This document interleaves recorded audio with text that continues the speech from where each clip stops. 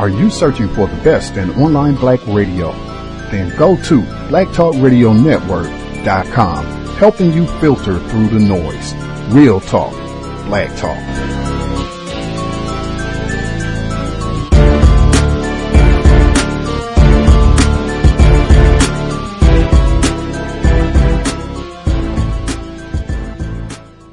The internet is full of half-truths and all-out lies. We've all seen them, and many people on social media complaining about it.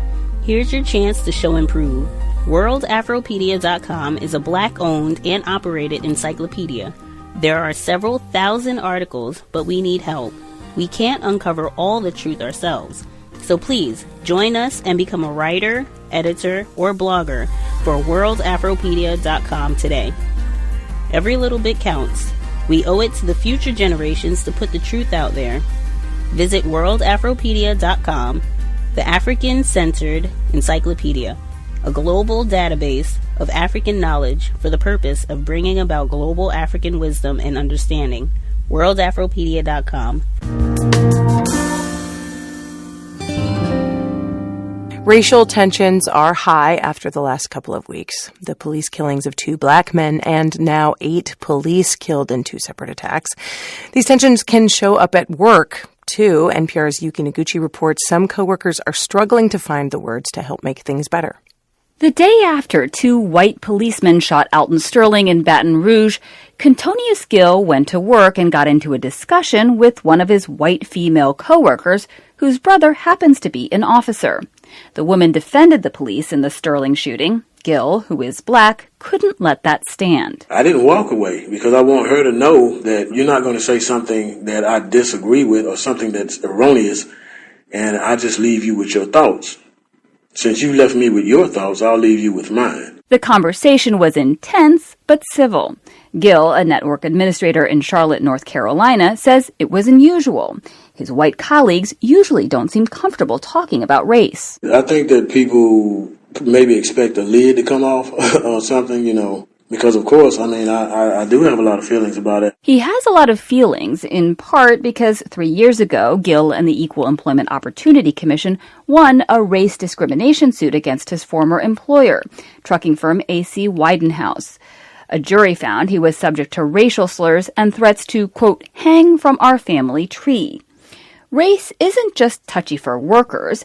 It can also create problems for employers. Racial discrimination and harassment at work is illegal, and in the last 3 years, the number of such cases filed with the EEOC has increased.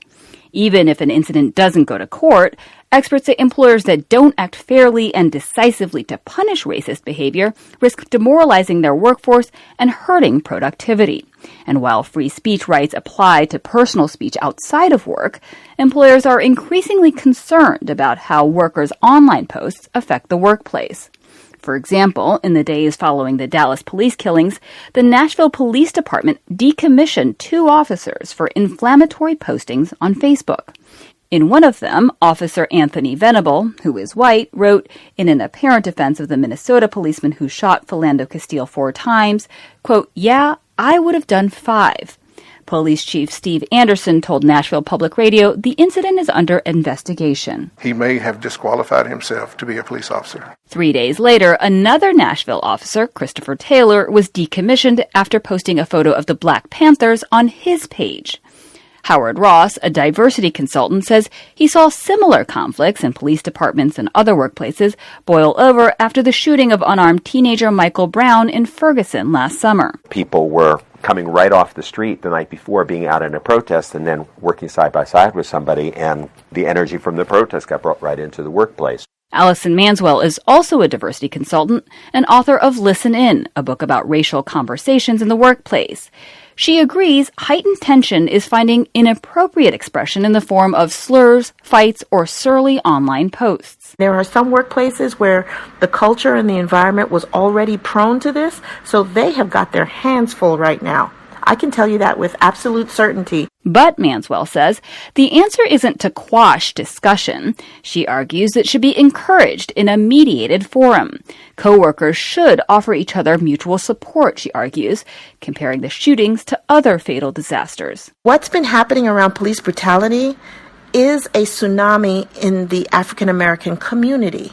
How might it feel for all coworkers to come to work the next day and to not acknowledge that there was a tsunami? Manswell lives in Baltimore, where today a third police officer was acquitted, but 3 others still face charges in last year's death of Freddie Gray.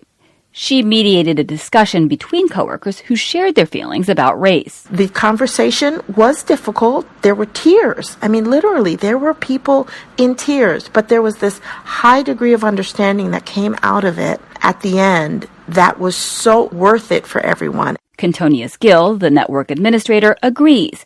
He says his conversation with his white colleague helped. We haven't spoken about it since, but I'm not tense. I hope she's not. Relieving that tension, he says, is the path to restoring civility. These things definitely warrant discussion because, right now we are reeling. These things can't be set aside. They're not going to heal themselves. Yuki Noguchi, NPR News, Washington. Context of White Supremacy. Gus T Renegade in for another broadcast, hopefully to share constructive information on the system of white supremacy. Today's date, Wednesday, October 19th, 2016. So I have been told. I haven't been able to check the news as vigorously as I would like. We've been broadcasting, I think this is our 10th consecutive day doing a program. But I checked the New York Times before we went on, and the report they have on Haiti, this is just days after, 1,000 black people at least died from Hurricane Matthew in Haiti. But the article they have on the New York Times, Haitian warlord meets his match, Hurricane Matthew. And the description, it reads, the storm has done what neither government nor armed forces have managed to accomplish, bring Guy Philippe to his knees as his community starves. This is the sort of reporting that we get days after 1,000 minimum black people perish in Haiti from Hurricane Matthew. Always important keeping an eye on the news. Anyway, our program for today we got from checking the news back this summer, right in the middle of the shootings that happened in Louisiana, Minnesota, and then Texas, where the 5 enforcement officers were shot and killed. They had this report at NPR, and certainly anyone who has listened to the C.O.W.S over the years certainly has heard me talk about the importance of having dialogue about workplace racism, that this is just a mammoth problem for us in a variety of ways worldwide. We've had a lot of programs where we've talked about workplace racism, and we have a weekly segment exclusively devoted to workplace racism every Thursday. I've been saying since last week we get 2 doses of workplace racism this week, and in my view it's totally warranted. There needs to be more scholarship, more information, just because so many black people really struggle in this area, labor. Our guest for the program this evening, her book was mentioned in that report. It is, listen in, Crucial Conversations on Race in the Workplace, where it kind of gives a lot of different examples, suggestions for dealing with racism on the job. In addition to having written this book, our guest is a dynamic life coach, gifted motivational speaker, and author. In addition to all that, she is a black mother. Real pleasure to have her with us on the program this evening. Our guest, Miss Allison Manswell. Miss Manswell, you with us? Yes, Gus. Thank you so much for having me, and thank you for a wonderful introduction. You're right. That is probably the most important part of my introduction, that I am a black mother. Right on. I dig. The black mothers are super important, for sure. Anything that you think would be important? I know this might be some of our listeners' first time hearing from you and hearing about your book. Anything that you'd like listeners to know about who you are, the work that you do? Yes, I think the most important thing is that this is about the second time that my professional expertise has collided with my soul's work. And this whole notion of writing a book on race in the workplace, it doesn't just come from the fact that I am a mother and that I care deeply about what's going on in the workplace for the students and the young people coming up in the workplace, for those of us who are already here now. But it has to do with the fact that I have some expertise in this area. I've been working in human resources in the United States for about 18 years now. And during that time, I've come to a few conclusions about the problems we're experiencing, and I have some ideas about solutions. But I think the most important thing is to know that this is a situation where my professional expertise has collided with what's important to me in my heart, and this book is a scholarly work that comes from a place of passion.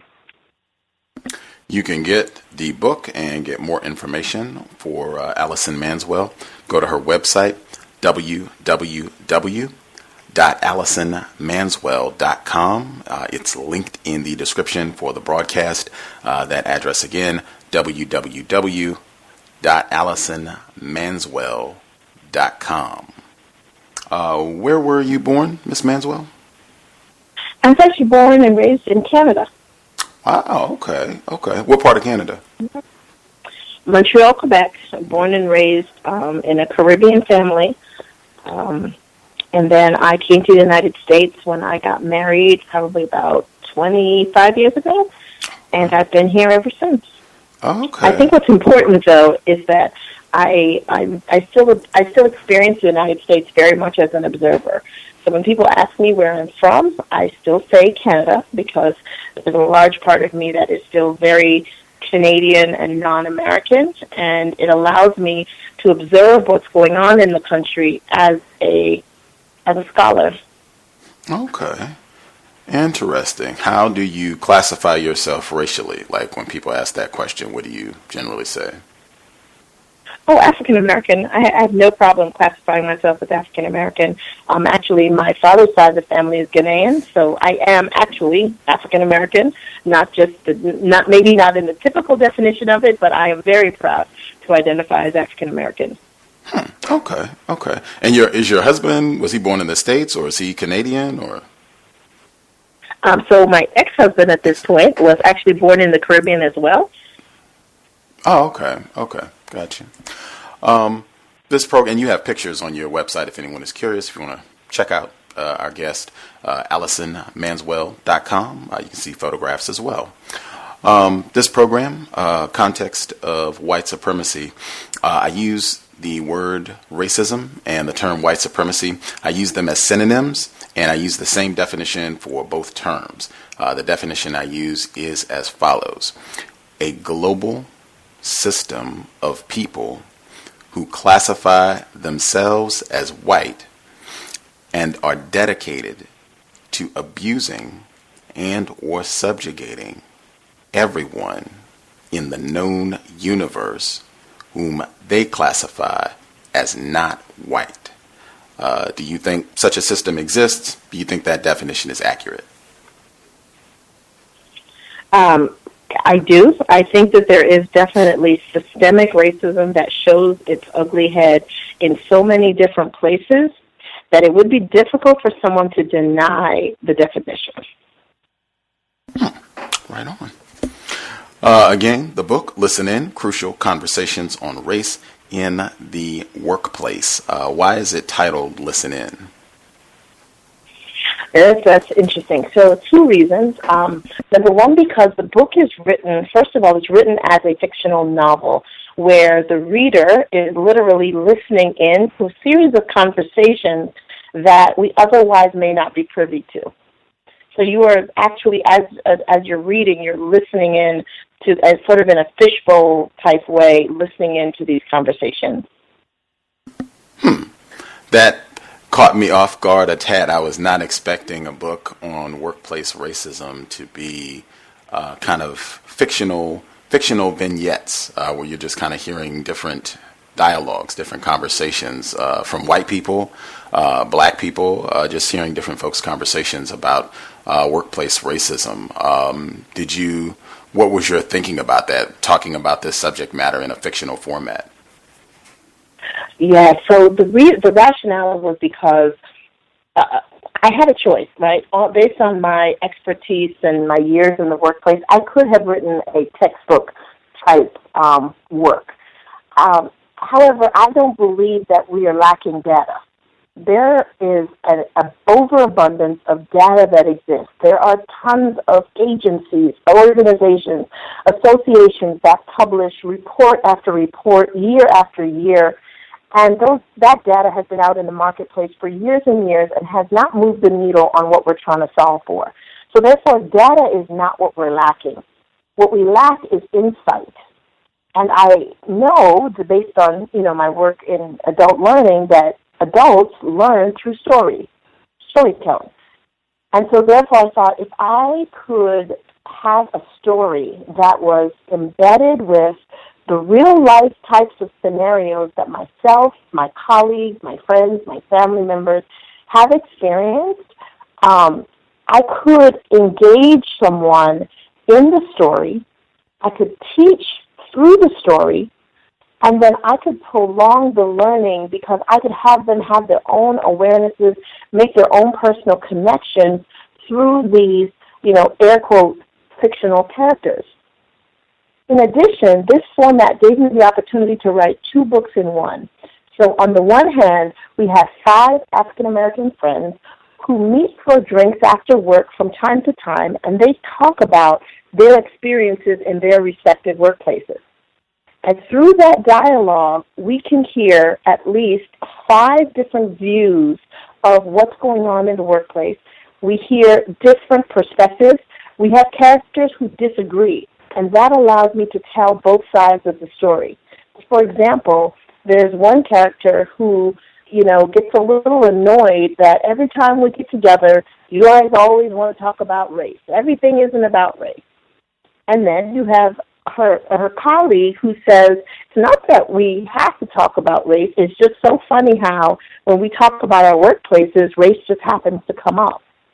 And then throughout the story, you have that same character has a series of experiences where she comes to understand some things that she wouldn't have understood before. So on the one half of the book, you have African-American characters who are sharing insights.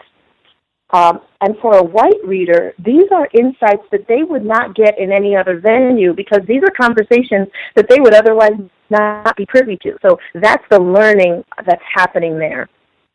It just so happens in one of the early chapters that a white CEO overhears them talking. Specifically, they're talking about the issue of hair, black women's hair in the workplace. And he gets very curious about this experience of race that he's never thought of in this way, and he launches an investigation into his own company around what is really going on with regards to race inside his organization.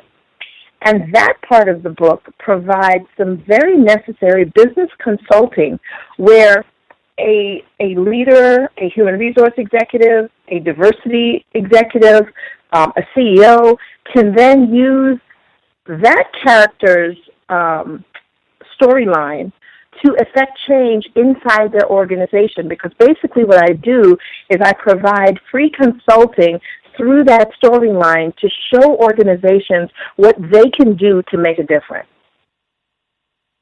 So that's the overall framework of the book, and that's how I use the notion of fiction to accomplish 2 purposes with one very small, readable book. I see. So 2 quick questions. The white male that kind of overhears this conversation where these black people are talking about racism, workplace racism, is this white character who kind of overhears this and kind of takes some of these ideas and implements them, is this based on any actual true experience? Is this a composite of some sort? Yes, absolutely. So all of the characters are a composite of some sort. They are all the sum total, cumulative total of my experiences, whether personally or professionally. So the character and the path that he takes, as well as the solutions that he employs, are actually proven strategies that I have either been part of implementing myself in an organization or things that I have seen work in organizations. Oh, okay. Is it I guess the aspect of him overhearing, like the things that he implements and what have you, I get that you've seen that, but in terms of like an actual white person overhearing some black people have this sort of discussion, is that in the fiction realm, or is that kind of connected to something that close that did happen? The actual part of the overhearing, I think that that's part of just in my fiction imagination in terms of how would this need to happen? And it's a great question. I don't think I've ever been asked that before. I think that's from the realm of just my imagination, because I feel as if somebody would have to have a real... No, that's not true. There are CEOs who are enlightened enough to launch this kind of work, to be sincere and to be committed to outcomes, to just do this on their own. And there are other CEOs and other executives and leaders in positions of influence who would have to have this type of very personal, random, spontaneous experience to be moved to action. Okay. And the other quick question was your intended audience. Who were you thinking were going to be the readers of Listen In? Did you intend for white people to read it, black people, everybody? Yes, and yes, and yes. So I wanted the book to be useful for everybody, but I also was very comfortable in having a book that was a very narrow focus. So it's a very wide target audience, but it's a very narrowly focused book. So, for example, I had a colleague challenge me early on when I was writing and releasing the book, and she said, well, Allison, with all of your vast experiences, why didn't you make the characters a diverse group? Why did they have to be all African American? My response was, this is a book about race in the workplace that is very narrowly focused on the African American experience, and the book is about 5 African American characters. Thank you for sharing. So I was very deliberate about the narrow focus that, with regard to race, the grouping of African Americans is obviously not the only grouping that is experiencing challenges around race in the workplace. However, they are the group that I happen to have the most insight about, I happen to have the most expertise about, and quite frankly, they're the group that's worth paying for my opinion. If I felt like I had that kind of insight about other racial groups, or if at any time in the future I feel like I have that insight, I will write that book. But for right now, I feel that it is very worthwhile to spend time, energy, and money to solve for probably one of the most prevalent, pervasive elements of diversity that we have, and that is race with regard to African Americans in the workplace. So it's a very narrowly focused book with a very broad target audience. Just want to insert, I commend you for making this exclusively focused on this group of black people and not bending to that pressure. I think that's an act of black self-respect, as Dr. Frances Cress Welsing would say. And I think that sort of thing happens a lot, where we get discouraged from having something that focuses on black people and saying, oh, you should have, other folks in the project somehow. So definitely appreciate that. In the subtitle of the book, so the subtitle is Crucial Conversations on Race in the Workplace. Why did you go with the term race as opposed to racism? Yes, because when I think about the elements of diversity, and once again, it is a very narrow focus on race. The term racism, the book itself can be interpreted as being about racism. The experience that I write about is about how race, specifically being African American, is experienced in the workplace. And, there's a portion of this, and I have actually experienced, there are a vast majority of non-black people in the workplace who, I don't think they wake up every morning going to work with the intention to be racist. I'm not certain that I'm willing to say everybody wakes up in the morning with the intention to be racist when they go to work. I do believe that they have been a part of this system that you mentioned before that has this very strong programming power that has taught them to behave a certain way, to believe a certain way, to look at the world a certain way, and to walk through the earth somewhat oblivious and to sort of just experience the world from their own lens only. And so what I wanted to show was that this whole notion of race is not based on if someone intends to be racist or not. I frankly don't care that much about people's intentions. What I want people to focus on is the impact of their behavior. This is not kindergarten. In kindergarten, you learn that if you are wiggling in your seat and you hit your neighbor, that you say sorry, and the very act of saying I'm sorry makes it all better. Well, that's for kindergarten. When we get to be grown adults, you are responsible for your impact in addition to your intention. So whereas you didn't intend to be racist, you are responsible for having had the impact of disparate impact against people who are people of color. And what I wanted to do was focus the book on the impact that these behaviors have without distracting people by trying to call people racist. Does that make sense? I understand. I wanted to ask what do you mean when you say race, just so I can get the distinction. But before I get your response, I wanted to encourage listeners to dial in. If you have questions, I know we have a lot of folks who dial in for workplace racism. If you have questions that you'd like to hear some of Allison Manswell's thoughts, her suggestions on the topic matter, dial in. The number is 641-715-3640. The code is 564-943#. Press *6 if you have a question, and we'll go to the phone lines early so that people can dial in, and if you have something you'd like to hear her thoughts, dial in. So, Ms. Manswell, what do you mean when you use the term race? I use the term race as the distinguishing factor for how we identify ourselves, in those categories. Race. Are you Caucasian, African American, Hispanic? Those ethnic distinguishers that we use. That's how I use the term race.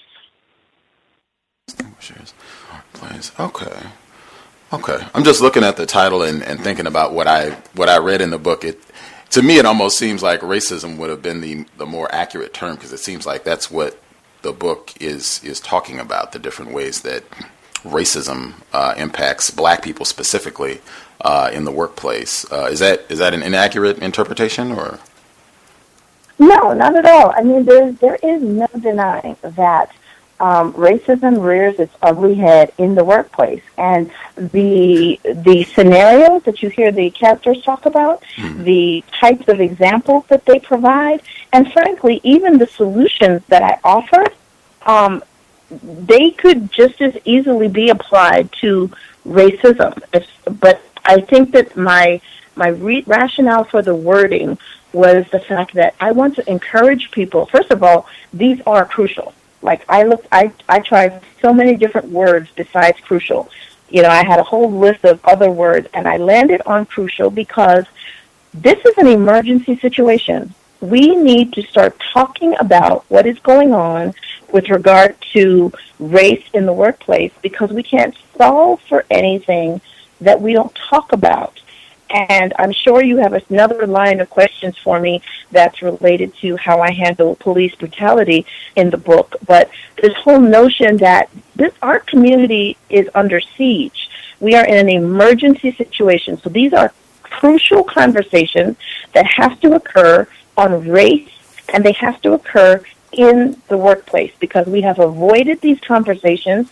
We have pussyfooted and farted around with these, issues, and we need to start talking about them. So I'm up for some conversations that are just like direct and straight, and I recognize we don't know how to do this. So I decided to write a book that would help people with the how. Wow. Make it plain. Make it plain. I hope my listeners aren't offended by my words, but I don't know how else to explain. This is an emergency situation. I agree 1,000%. Absolutely. I do have questions about that. You have an exchange with one of your characters, LaToya, where she's talking to a white woman. They're talking about this project at work, and she goes specifically to some of the issues that you talked about. This is on page 21. Silence is a statement is the chapter. LaToya took a deep breath and softly replied, "That Freddie Gray thing that you just referenced is actually a pretty big life or death issue to those who feel at risk of police brutality. By the way, that's 28% of our employee base, and although they are predominantly at the bottom of our ranks, their labor generates the lion's share of our revenue. That sounds like a pretty significant stakeholder group to me. I can't help but mention how uncomfortable it feels for me to hear you refer to it as a thing. It's an issue. It's a big issue. Black Lives Matter." And their exchange kind of goes on where this white woman listens to some of her concerns. And you think these type of conversations, it's important that they are happening on the job between non-white people and white people? Absolutely. So that is just one example of an exchange. So it happens in the context of one of the African American characters talking to a white coworker, and in the conversation, just as you mentioned, she happens to say that Freddie Gray thing, and it's a very direct way for her to correct someone who, once again, unintentional in terms of her language and choice of words, but she's able to make the point that the language is not acceptable and it makes me uncomfortable. And so the problem with some of what happens when people are on both sides of Black Lives Matter and then they take liberty to replace it with All Lives Matter is because we're not clear in what we mean when we say certain words. And until we become comfortable with saying that something makes me uncomfortable and, the way you phrase that just doesn't sit well with me, those kinds of conversations need to happen. Now, keep in mind, the nature of the relationship between these two characters had her to say this in a particular way that allowed her to be very direct. I'm not suggesting that this would be the exact same way you would use it in every context of every conversation, but it is pretty effective in the context of this situation. And I love that you mentioned the chapter that this fits in, because that is actually one of my favorite chapters in the book. It's called Silence is a Statement. And I use that phrase often because on both sides, whether it's non-white people or it's white people, when we say nothing about issues that are life and death issues for other people, sometimes we believe that if I say nothing, I'm just being safe because I don't want to get involved. And we don't realize that when you are the person in the impacted group and you are a person of color, we actually hear silence. And that silence can be louder than words. And sometimes you're being held accountable for the silence that you held on an issue. Absolutely. I think Dr. King made similar remarks about the folks who do not do anything in the face of injustice, racism frequently. What would your response be to, I'm sure there are particularly a lot of black people who would say, hey, Allison, that's all good and well. I'm in a work environment where my white coworkers, they are not interested in having a no pussyfooting conversation about racism, and they are not interested in hearing me challenge their views or statements on racism. And in fact, if I do such a thing, I could be putting my very job in jeopardy. What would your response be? You know what? I focused the entire introduction on that very issue. So one of the things I wanted to do in the introduction was to set my intentions for this book very clearly. And there's a couple things. There's actually several disclaimers in the front of the book. First of all, I am not suggesting by any stretch of the imagination that every individual in every workplace should engage in crucial conversations. In fact, I offer 4 disclaimers. If you look on it's page 11 of the introduction in Roman numeral 11. I talk about 4 disclaimers of who should not talk about race in the workplace. We can go over each of them if you'd like. But in addition to giving disclaimers about who should not talk about race in the workplace, I also mention in the book everybody should be as much of a change agent as your checkbook allows you to be. Right?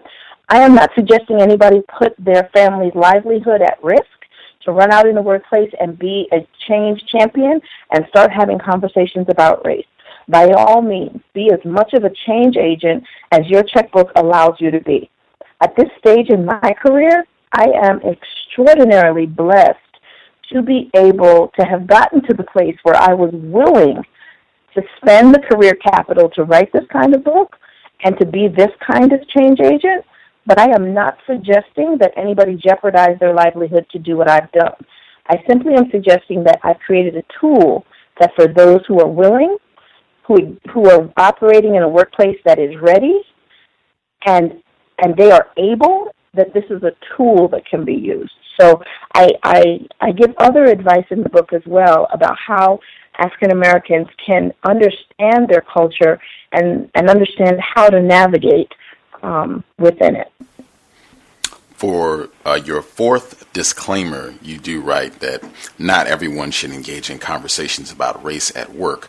And you state that in some instances it would be best to politely excuse yourself when these sort of conversations are going up if you don't think it's going to be constructive. Do you have any lines? Because I know for some people that can be difficult, figuring out a way to politely excuse yourself. Like, do you have a sentence or a line that you kind of recommend people using to politely exit? Oh yeah, I I have that at the tip of my tongue. There's a blank stare. There's when someone is trying to engage me in a conversation. That a couple of things happen. They might have a position that I recognize is so diametrically opposed to mine that the likelihood of us meeting in the middle is very slim. Therefore, that conversation might not be a good use of my time or, frankly, more importantly, my emotional energy. I am a snob about my emotional energy. And if I find that this is a conversation with somebody who is not my equal, frankly, not my intellectual equal, I won't engage in the conversation, and I will say, I'm not sure that we can make any headway in this conversation, so I'm going to leave you with your own ideas. Or I will simply state, it's possible that because of my perspective, because of my lived experience, I have a perspective that is so far away from you, we don't have enough time for us to meet in the middle. And I guess I'm full of one-liners, so it depends on the severity of their opinion. It depends on the context. It depends on the nature of the relationship. I always want to leave that other person intact. I am very rarely blatantly disrespectful, unless I have potentially been disrespected. But even so, I'm the consummate, gracious ambassador who wants to leave the conversation with the person feeling whole. But I also do not get baited into conversations that won't yield any intellectual value. Mm-hmm. I think it's very important for Black people on the job to make that assessment when the conversation, you can already see that this is not going to yield a constructive result for you. Politely exit the dialogue. And, I'm sorry, go ahead. I was just going to say, sometimes the exit is my statement, right? So sometimes my silence is my statement. I have had times where I have simply picked up my handbag and left a meeting. And my silence and my departure was all the statement I needed to make. I gathered my things, I picked up my handbag, and I left. Right on. Black self-respect again. You move through the book, and this is in the same chapter, Silence is a Statement, where you start with the group of 5 different black people, males and females, and they're giving their experience. And so this white male, he overhears the conversation, and so we end up following him as well, he and his wife, Susan, Jim and Susan. And so they have a conversation kind of in their bedroom or once they've got home or what have you. This is the white woman, Susan, white man, Jim. And Susan is talking about, oh, man, I offered this position to LaToya, and she kind of spoke plainly, no pussyfooting, about her views on things, and it wasn't really what I was expecting, and she kind of turned down the position. And her husband kind of agrees with what she shared. She said, oh, that's great. You got constructive information. And so her husband, he moves forward and he says, I've shifted the way I see a lot of these issues. I have engaged my leadership team in real dialogue, and I'm pushing them to think about our approaches differently. Ultimately, I'm going to hold them accountable for different results, but dialogue is the first step. I've started following a few African American thought leaders on Twitter. Roland Martin, for example. I like how he understands corporate challenges and holds people accountable. On one of his TV shows, they address the fact that people often bring up black-on-black crime as if it justifies police brutality. It doesn't. And he goes on, they continue with their exchange. And I thought, wow, I know this is fiction, but I don't know how many white people are following like Roland Martin or other black folks on Twitter to see what their views are on racism or what black people think. Like, is this a composite as well? Well, that's actually a real-life experience where I made that recommendation. I was assigned as the executive coach for a CEO of a major corporation, and in my coaching, one of the experiences, I create learning experiences, right? So one of the experiences I created for him was to follow several thought leaders, and Roland Martin happened to be one of them. So I've actually used that as one of my coaching techniques. It's a wonderful way to provide insight in this day and age where we have social media and technology as a tool.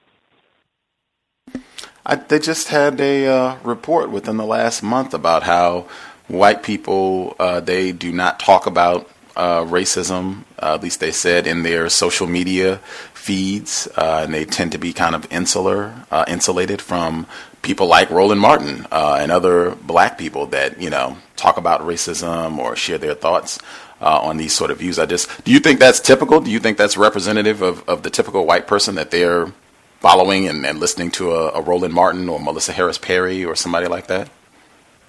No, actually, I don't think they are, which is why, having them to start do it can be so powerful, because I think all of us, we're all a product of our Facebook feed, right? So we're all a product of the universe that we normally operate in. And just as I offer that as a solution, I try to make sure that I'm following other thought leaders who don't look like me, so that there's parts of insight that I could gain from them and learn from them as well.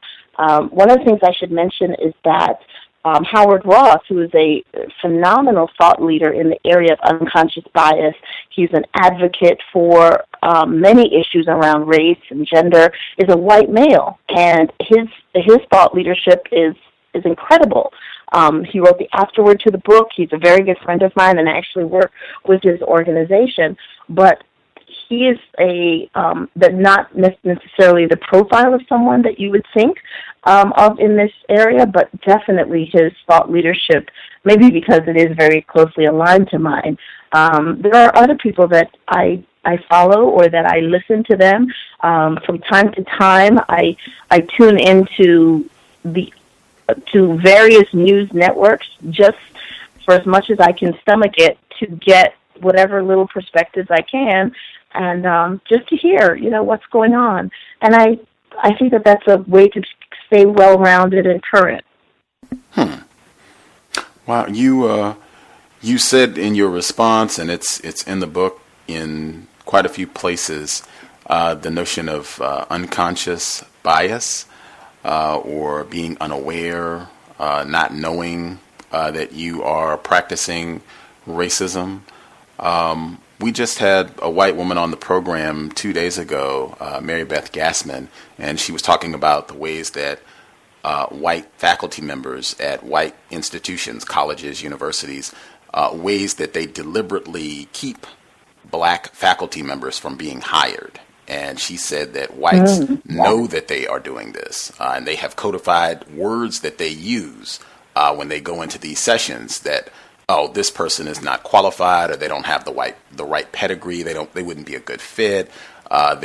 She went into all these different, and not only that, she got thousands of comments, many of them from whites, who said, "Oh yeah, we do that. I do that. That's what we do too. That's how we keep from hiring black people." And I just cite that as one example.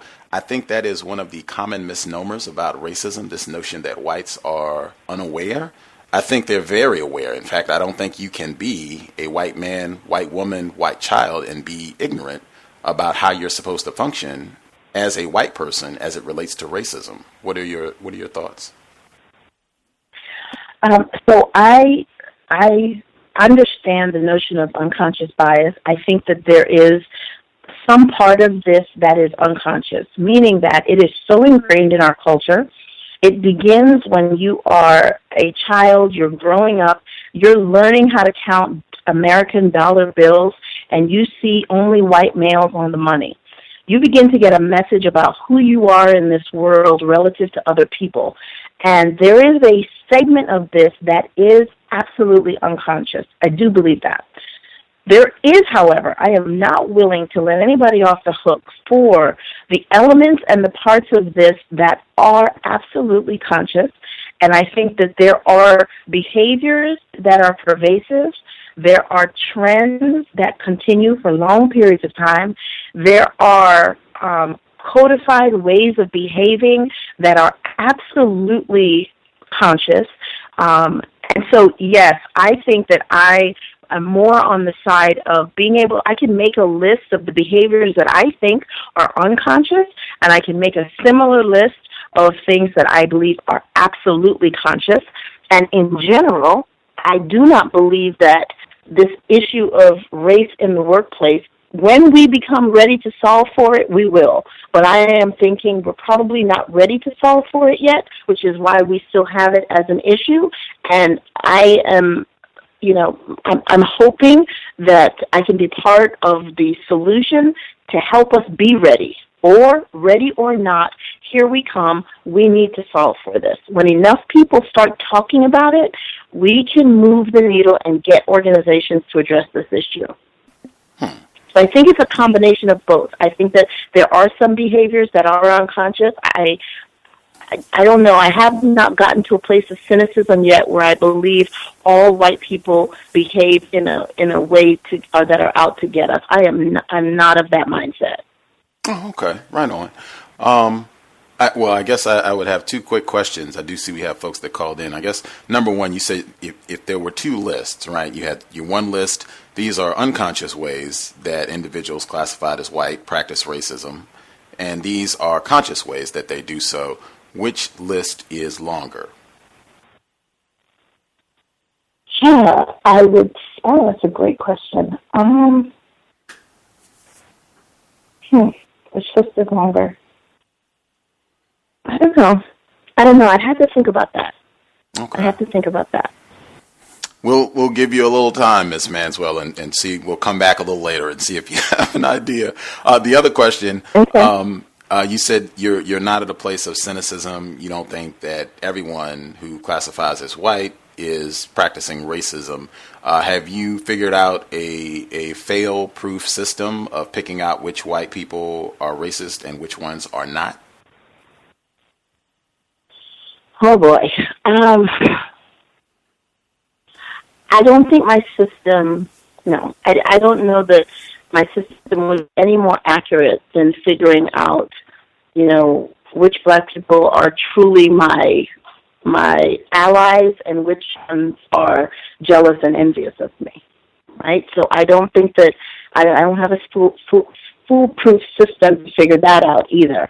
But I will say that I approach, this is my new approach to life. It's taken me a while to get here, but I have come to the conclusion that I don't interact with anybody as the relationship says we are. And I figured this out using family members, for example. So I don't relate to people just because, this experience says that you and I came to this world and we are brother and sister. That does not mean that we are going to get along perfectly and that we are going to have this beautifully loving and warm relationship. There's the possibility that we come to this earth as brother and sister, and there's this weird energy between us where we don't get along. And maybe there is some jealousy and some rivalry, and you believe that, our dad favored me over you, and you've always experienced your role in the family as like subordinate, and you think everybody thinks Allison is better than me, and you just have this thing where you feel like I've been treated better than you in the family. And then I have this thing, let's say, where I just feel like you're like a spoiled little brat and you just think the world should be handed to you. And as a result of how you think about me and I think about you, we don't get along. I have come to the conclusion that just because we come to this earth as blood relatives does not mean that we have a loving and warm energy between us. And so I take the same mode of thinking out into the workplace and out into my other relationships. And I say, I treat people based on who my soul says they are. If my soul tells me that this person is a good soul, that they have good intentions for me, that they are able to see me for who I am without a filter of race, that they are able to listen to me with the lens of just intellectual curiosity. If my soul tells me that this person, who may be white, is coming to me with a good spirit, I am going to interact with that person as if they are a really good person. And I will be able to overlook, the racial package that they come in simply because they interact with me and my soul tells me they are a friend and not a foe. And by the same token, if I interact with someone and my soul tells me that there is some weird energy, that there is some negative something that, I don't know, there's a bad vibe I get from that person, I will interact with that person as if they are a foe, regardless of the package they come in, and even if they come in a package that's wrapped in being a black person. Mm-hmm. Context of White Supremacy, our guest, Allison Manswell, her book, Listen In. That's what we're discussing this evening. You can get more information at her website, AllisonManswell.com, AllisonManswell.com, linked in the description. Metaphors, wowee. Metaphors. One more question before I get to some of our listeners who dialed in. On page 27, you discuss some of the other members of the book, same chapter, Silence is a Statement, where you have some of the group has broken down. So this is Nathan and Elijah. Nathan is one of the members of the group. Okay, let me stop you. Let me stop you because you're about to do a spoiler. You're about to do a spoiler alert. And so that particular part of the book is one of the surprises that I want to keep for our readers. Do you want to ask me specifically about Nathan and Eli? Well, I can. I feel like I would still give it away if I ask my question. Let's see. I don't know. I think. Let me answer the question. I won't let you ask. How about that? Go ahead. So one of the things I wanted to do in the book was to address different facets of what goes on in our community.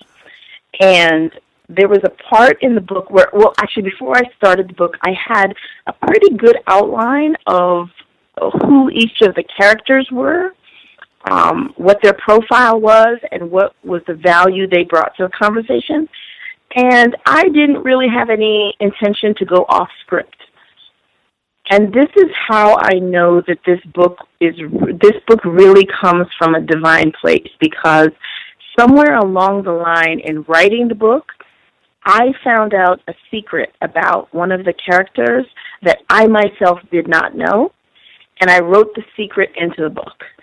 And so the only thing I would like is that the secret remains intact so that when people read the book, they experience it almost the same way I did, and they are as shocked by it as I was when I was writing it, because literally I was as shocked when I was writing it. Okay.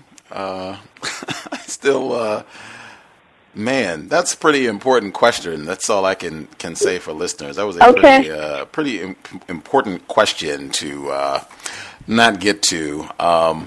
I will take. So why don't you ask me the question? Why don't you ask me the question without telling us about the characters?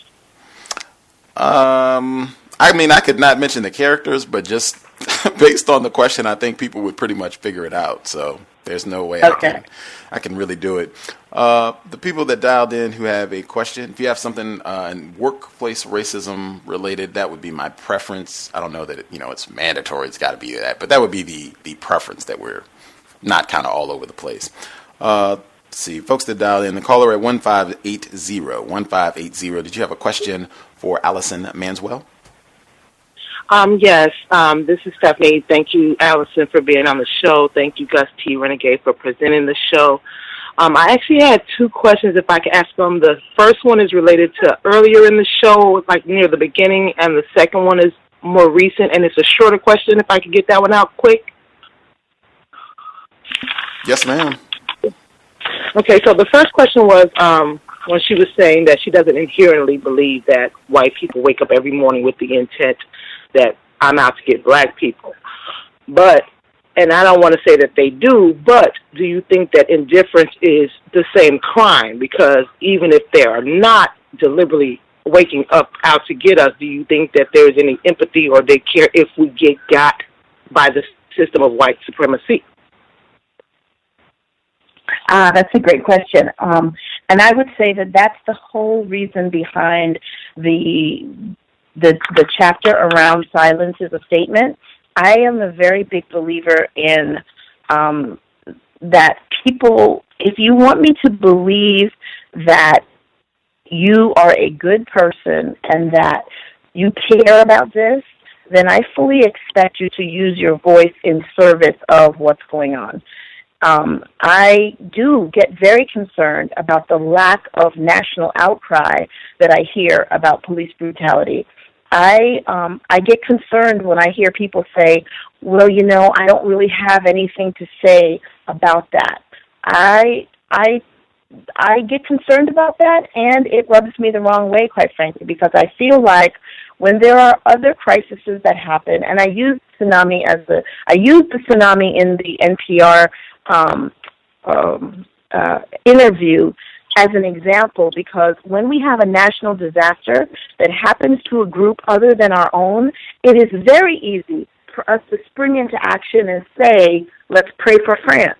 You don't have to be from France, but your neuro connectors that give you empathy allow you to display empathy for another group. And I expect the same thing to be true when something happens to the African American community. So in answer to your question, I actually am very much for holding people accountable and expecting that people will care deeply about what's happening in our community. Okay. I'm not sure it still seems like I would rather the indifference. I prefer the indifference than the what I quote unquote call the white affect. I don't want you to pretend to care for the sake of my feelings. I'd rather you be honest. So, because we get the white affect. We get You it from said you had politicians. another question? I just want to try to get Yes, this next in. question.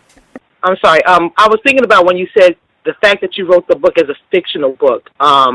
Did you write it as a fictional book kind of as like a backdoor safety clause? I was thinking, have you thought of that perspective, like maybe to counteract repercussions from like the dominant system, kind of like the white people can talk about white people, but black people can't? No, I don't think so. I've thought about this. I've had a lot of time to think about what kind of book am I going to write, and I just didn't want to write the textbook type book because I don't feel that we lack data. So I just didn't want to. However, I included a lot of that research in the book. You'll find that there is a lot of research embedded as resources, but they're written into the story. And let me just tell you, at this point in my career, maybe over drinks or something, I'll tell you about how my career has actually changed dramatically since writing this book. There probably are a lot of people who are not that pleased that I wrote it. Because of my degree of expertise, it can be considered a whistleblower's book. But again, I've been blessed to be at a place in my career where I frankly don't need to be concerned about that. My faith also tells me that when you do the right thing, what's yours is always yours in the universe. So I'm very proud to not be at a stage where I need to worry about that too much. Okay. And I didn't want you to be offended by that question. It's just as a writer myself, I was thinking of writing a speculative fiction for that reason. And thank you so much for answering my questions, and thank you, Gus. Mm-hmm. Oh, you're welcome. And please remember, you can always write a book under a pen name, and that was an option for me as well. But that's not something I wanted to do also. So it's an option for you if you think about it. Right on. Thomas in New York, did you have a question? Thomas in New York. I have 2.5 questions, Gus. Is that okay? Let's hear it. I want to hear the half question. Mm-hmm. My first question is not related to your workplace racism. I just want to know if you can give us one example of unconscious bias that white people display. Just one example. Okay, sure. This is a pretty cliche example, but it's the first one that comes to my mind. So, someone like me who does training, I do speaking, I'm very often at the front of the room. At the end of a session, a white person may come up to me and say, "Oh my gosh, Allison, that was wonderful. I so enjoyed that. You are so articulate." Now, in their mind, that phrase is a compliment that is intended to say that I did a great job and that I speak very well. Now, it does not land to me as a compliment because my first thought is, this is what I do for a living. Why would anybody put me at the front of the room if I was not articulate and able to communicate?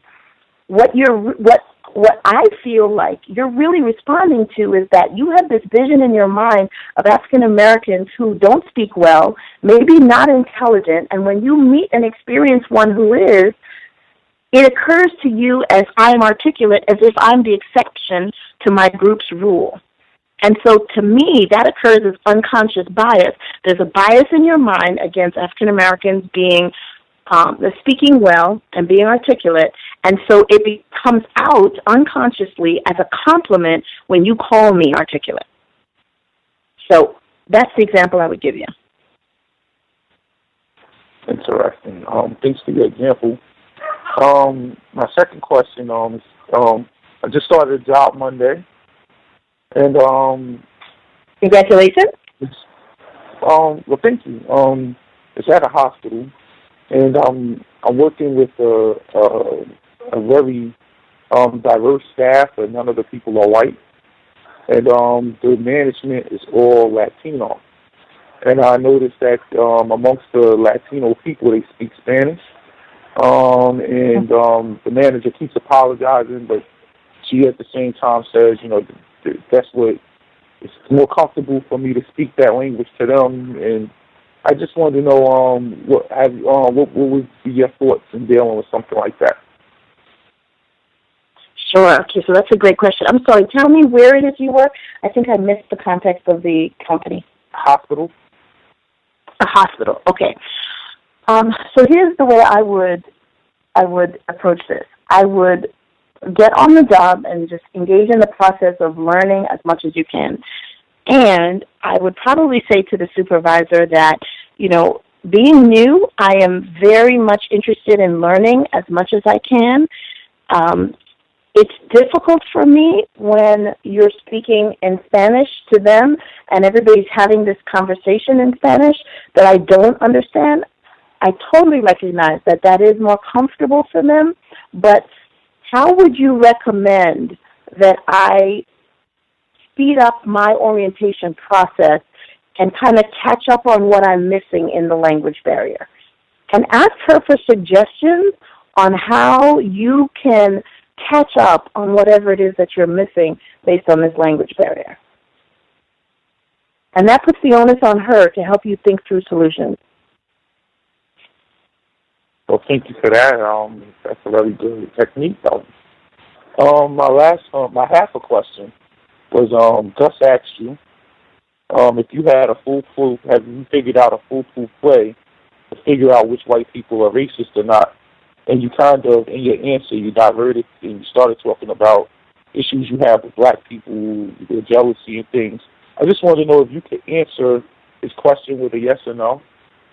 And that's my last question. Thank you. Sure. So the answer to the question then is no. When you say foolproof way to find out, which white people are racist and which are not, no, I don't have a foolproof way to do that. And I wouldn't say that I diverted my answer. I used my example to say that I don't think there is a foolproof way to know, if somebody is friend or foe. If I knew that, I'd write a relationship book and make way more money than, the book I have made. I just don't think that there is a foolproof way to know that. Right on.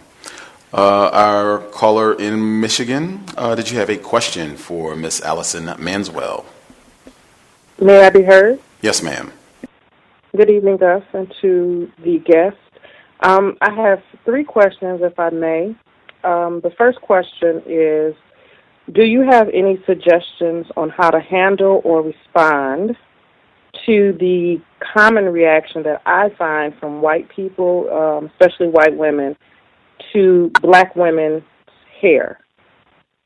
I find that they always find it necessary to make comments. It's not necessarily compliments, but just always making just unnecessary comments about our hair.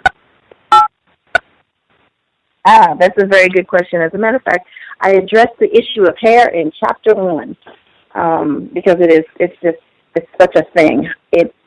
So my suggestion, and I'm saying this as somebody who has worn my hair in all different hairstyles. I go back and forth between relaxer and braids, depending on what kind of mood I'm in, and quite frankly, depending on what's going on in my career.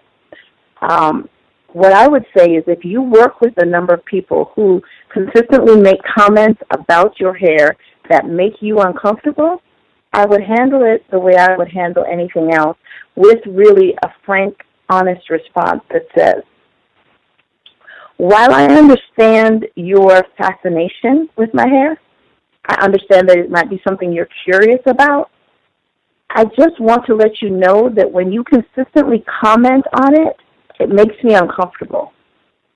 And what I would prefer is if you have like a last 2 or 3 questions that you want to ask me about my hair, go ahead and ask me now, and then just assume that from henceforth, I will do all kinds of different things with my hair, and you don't need to understand every choice I make about my hair. That would be, one of the frank conversations I would have with people, with an inordinate amount of questions. Great, thanks. The second question, Starbucks had a campaign last year or some kind of initiative where they encouraged their employees to discuss race and racism, I believe. And to my knowledge, it wasn't as effective, I guess, as they had thought it would be. I don't know what they were hoping to gain from that, but are you familiar with the campaign, and do you think it was effective, or what are your thoughts on that? I'm not sure which specific campaign you're talking about, but here's my thoughts on random, unstructured conversations about race. I don't believe in that, and that's hence the disclaimers I give at the beginning of the book. I don't believe that you should just send people out willy-nilly to talk about race, because the history and context of race in America is so strong, so deep, the implications are so intense that I don't think it should be just unstructured conversations. I actually believe that there are some workplaces that should be having mediated conversations on race, because people need an usher to introduce this conversation. People need a mediator, and they need a skilled facilitator to bring both sides together and have people leaving feeling whole.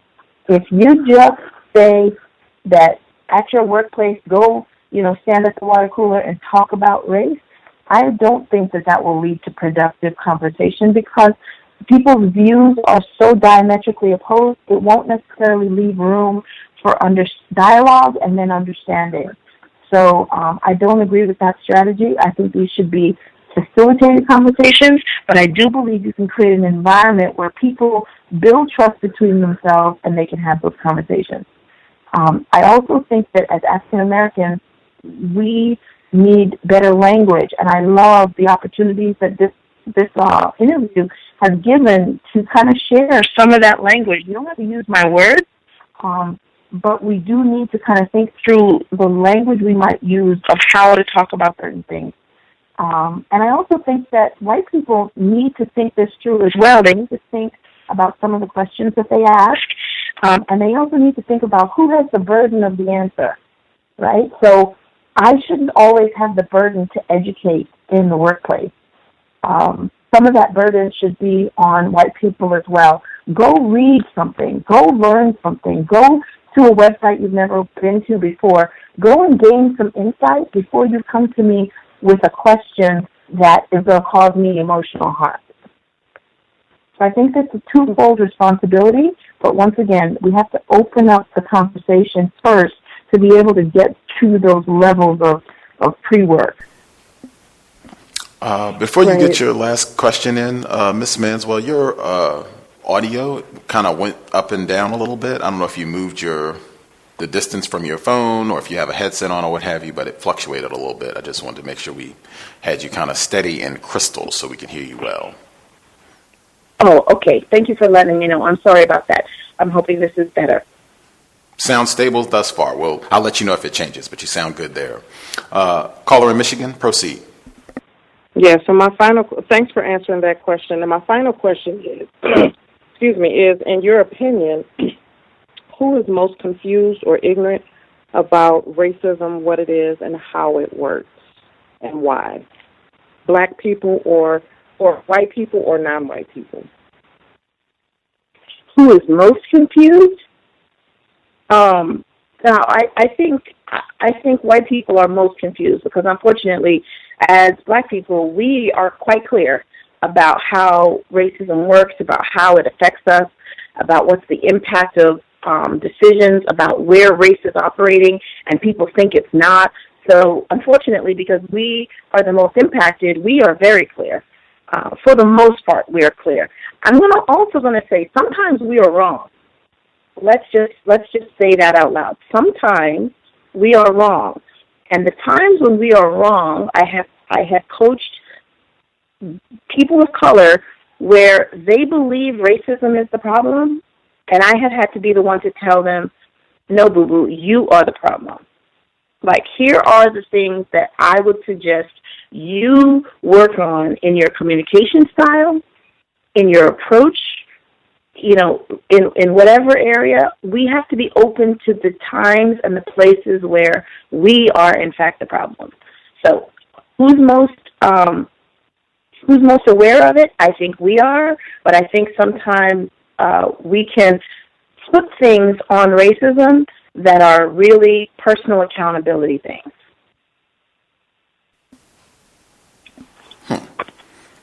Okay, I think that answered her questions. Did that answer your questions, ma'am? My call dropped, and when I got back on, I heard at the tail end that you said who's most aware, but my question was who, in your opinion, is most confused or ignorant about racism, white supremacy, white people or non-white people? Just in your opinion, and why do you think so? So not necessarily more aware, but who do you think is just more confused or ignorant about the system, what it is, and how it works, white people or non-white people? Okay, so I think that white people are more confused, or maybe I would say, in answer to your question, I would say white people are more confused and lack the awareness about the impact. Okay. All right. Thank you for answering my question. I'll mute my line. Right on. Before we nab our next caller, that was one question I was going to ask, because that is, you have a section, working while white, working while black, and you have different tips in both sections, and that's one of the tips in the section for working while black. You write, be open to situations when you are in fact the problem. Be objective, open-minded, and self-aware enough to notice when your behavior is the real issue. If you are fortunate enough to receive feedback, learn to recognize a long overdue aha moment and refrain from jumping to the conclusion that you are being discriminated against. And I was looking, and I will make sure I acknowledge, I am sure that that is true. There are times when the black person or non-white person, they have done something incorrect, and it is not racism directly that is the problem. I'm sure there are some instances where that is true. But I looked at the section tips for working while white, and I didn't see any portion that said, well, there are going to be times where you are the problem and you're practicing racism and you need to own up to that.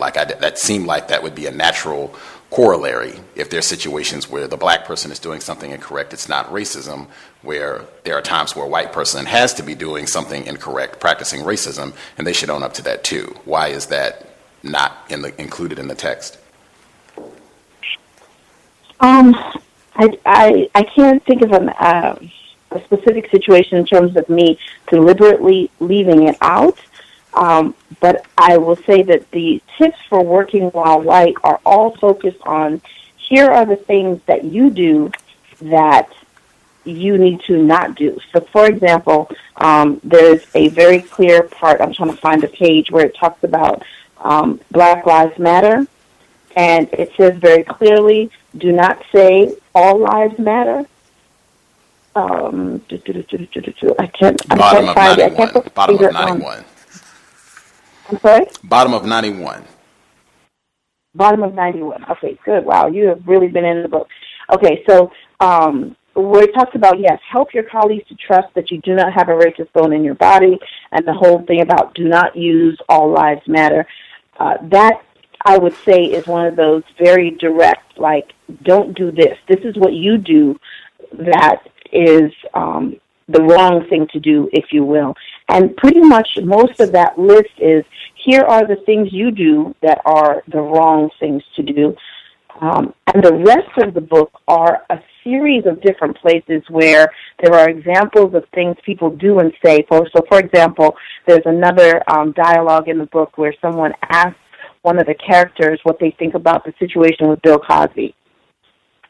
So I guess my answer to your question is that the book, throughout the book, are all these different examples of what white people do, and you're right, there isn't a specific bullet point that says sometimes you are, in fact, the problem. So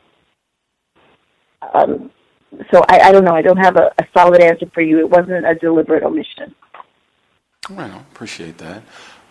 Roz, did you have a question for Miss Allison Manswell? Roz, you should be with us. Greetings to you, Gus, and greetings to you, Mrs. Manswell. Thank you for being on the program. I did have two questions. The first question is, do you think that white people go through a process of discerning who is a quote-unquote stereotypical black person versus someone who is not? And I just wanted to know, simply because I know you said you didn't have a foolproof way of discerning which white people are not racist. And I wanted to know if you think white people go through a similar process with black people, especially with the climate of how many citizens, regular citizens, as well as police have been killing our people. Yeah. Oh, boy. Well, let me just say, I think police are a group by themselves. So I'm going to take police out of the equation for right this minute, because my answer as it relates to police might be different than the regular population at work. So the regular population at work, I think that we're all socialized by the same media and the same messages, and I don't think that any white person is any better at discerning than others. All of us are a product of our socialization and what we've been taught to believe about other groups. I have to say this to your listeners, and maybe this isn't a popular position on your show, but I do not believe that all white people are bad, and I do not believe that they're all out to get us. I believe that there's a system in place that is designed for systemic racism. I absolutely believe that. But as individuals, I just am not at a place where I personally believe that everyone is out to get us. I don't know that when people meet, when an individual white person meets me or meets any other black person, I don't exactly know the thought process that goes through their mind. But I do know that they have been socialized to believe a certain thing that I might not be. They've been socialized to believe a certain thing. I don't know what personal experiences they've had that might override that. I don't know what education they've had that might override that. So I find it difficult to answer that particular question because, number one, I don't start from a place that every white person is out to get us.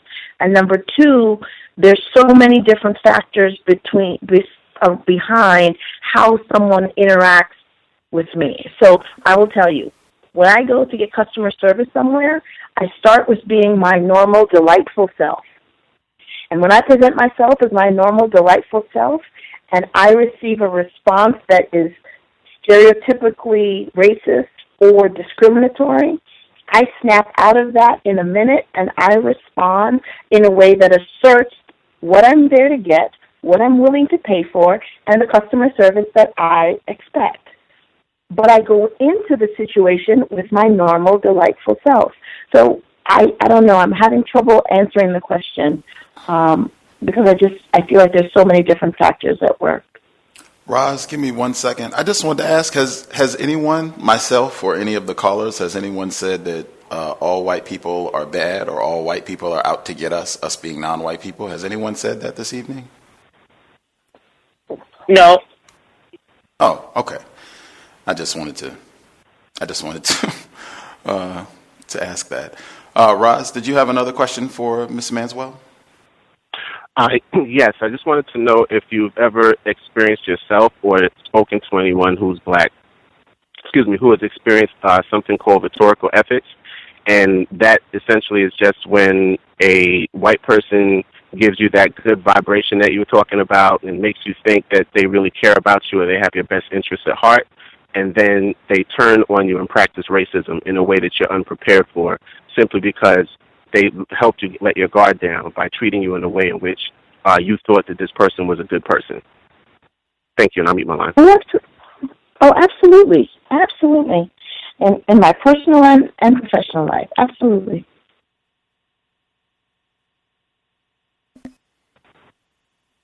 Oh. Yes, I have. That was the only two questions you had, Roz? Yeah, those are my two questions. The other one was kind of like a yes or no question, really. Just wondering. I'm not really asking you to put yourself in the thought processes of white people. I'm just asking for your educated opinion as to whether or not you think that when white people in general meet black people, that they take that approach of trying to discern the character of the black person, or do you think that they function in a way in which I think you might call it unconscious bias, where they're trained to think a certain way due to the system, and that's it? Because, like you said, it is a system, but the system is made up of individual people, and these people collectively function in a manner that has kept us in this position for a very long time. So that's why I'm asking that. Thank you. Yes. So when people meet us, do they go through a process of discerning? I guess I would say yes. I think that people want to know, if we're staying in the workplace, in the realm of the workplace, there's a situation where when they encounter a black person, they might be going through an internal process to say, okay, is he competent? Can he do the work? And they go through a series of questioning that they may not go through if the person is a white person like them. I have a theory that I often talk about, which is my theory of awesomeness, right? And it's based on the fact that all of us walk through life thinking that we are each individually pretty awesome. And when we meet someone who looks like us, it's very easy to translate or transmit or give credit for our awesomeness to somebody who looks like us. But when the person doesn't look like us, it's a little harder. There's a little bit more risk. I'm not quite sure. And so there are more questions. So in answer to your question, I think that, yes, there might be a degree of questioning around our expertise that may not be there if a white person is talking to another white person. Do you think that they tend to err on something negative when it comes to black people, or do you think they would tend to err on the side of something positive?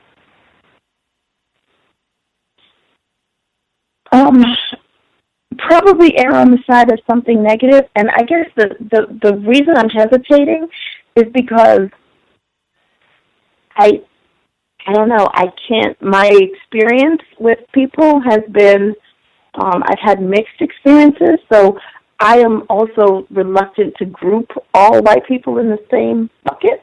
But yes, I think that there is something in our programming that causes white people to question qualifications of a black person more so than they question qualifications of another white person. And quite frankly, there are studies that I have, been privy to that demonstrate that, yes, that is actually the case. Thanks for the questions, Roz. I'm trying to get some of our other callers. I did just want to submit, I think Kenneth Clark, his work that was used in the Brown v. Board of Education decision, Supreme Court decision in 1954, his doll experiment, I think would suggest that black people seeing white people tend to see them as being pretty awesome. And I think those results have been duplicated more recently, where we still see whites as being pretty awesome, generally speaking. The caller at 4789, did you have a question for Miss Allison Manswell? You should be with us. Yes. Can I be heard? Yes, sir. I have two quick questions. I joined a little bit late, Ms. Manswell, so if you've answered this question, I apologize. I'm on your website, and I'm looking at the afterword by this gentleman, Howard J. Rose, and there's a sentence that I would like to read and ask a quick question. He writes that while providing examples of how people in non-dominant racial groups can find ways to deal with the dominant community more effectively, she has not fallen into the trap of encouraging people to lean in and act more like the dominant group. I was wondering, what is the trap for, I guess, the non-dominant racial groups in acting more like the dominant groups? What is that trap? And then in the workplace, what are the consequences of falling into this trap of acting like the dominant group? Oh, okay. That is a great question. And thank you for doing the research to be on the website. So Howard's remarks are directly related to Sheryl Sandberg's book called Lean In. I don't know if you're familiar with the CEO of Facebook. She wrote a book, I think it was probably about 5 or 6 years ago at this point, and it was a very popular book. Women all over the place were reading it. Men were reading it. It was a big workplace thing about lean in and how women should behave in the workplace. The premise of her book was basically that women need to act more like the dominant group, in this case men, and lean into their careers by basically trying harder. Now, that is a gross paraphrasing of her work, but what rubbed people the wrong way for the most part was this notion that we just need to try harder and lean in and be more like men. And she offers several tips of how to conduct yourself in the workplace, which pretty much tell you how to be more like a man. And the reason that her work did not resonate with many people because that's not a viable solution for women. And so Howard's remarks about I haven't fallen into the trap of telling people to act more like the dominant group is in direct relationship to that particular book. So that's the answer to the first question. Now, when you talk about what is the trap of acting more like the dominant group, I would say that is when, as African Americans, we try to pretend that race and racism is not an issue in the workplace. When we, bounce through our careers believing that this is a level playing field, all things are equal, I'm just going to go to work and do a good job, and they're going to recognize the great job I've done, and I'm going to be treated equal. To be honest, to me, that is a trap.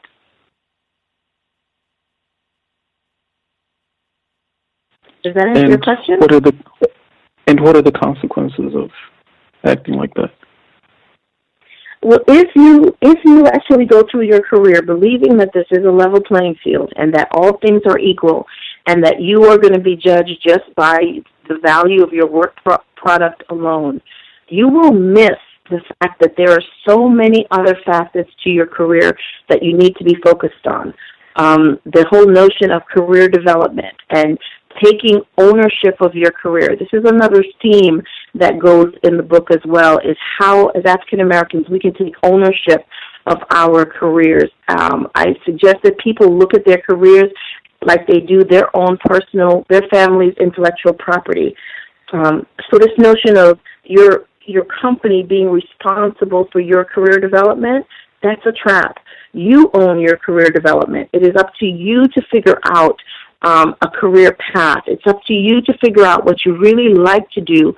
What would you like your next move to be? What kind of training, what kind of experiences, what kind of assignments, what kind of mentorship, sponsorship, or advocacy do you need to get to that next place in your career?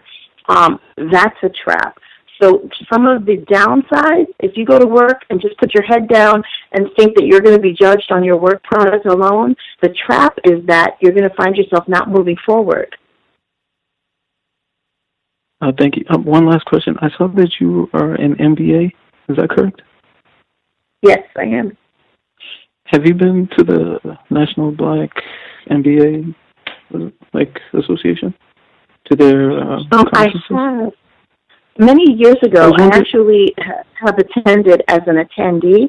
I have not been as a speaker, but it is on my list. I would really love to have an opportunity to speak because I think that my message could really resonate with that population. But unfortunately, I haven't had an opportunity to do that yet, or maybe I haven't thought it out as well enough. So, I've remember? been there a few times.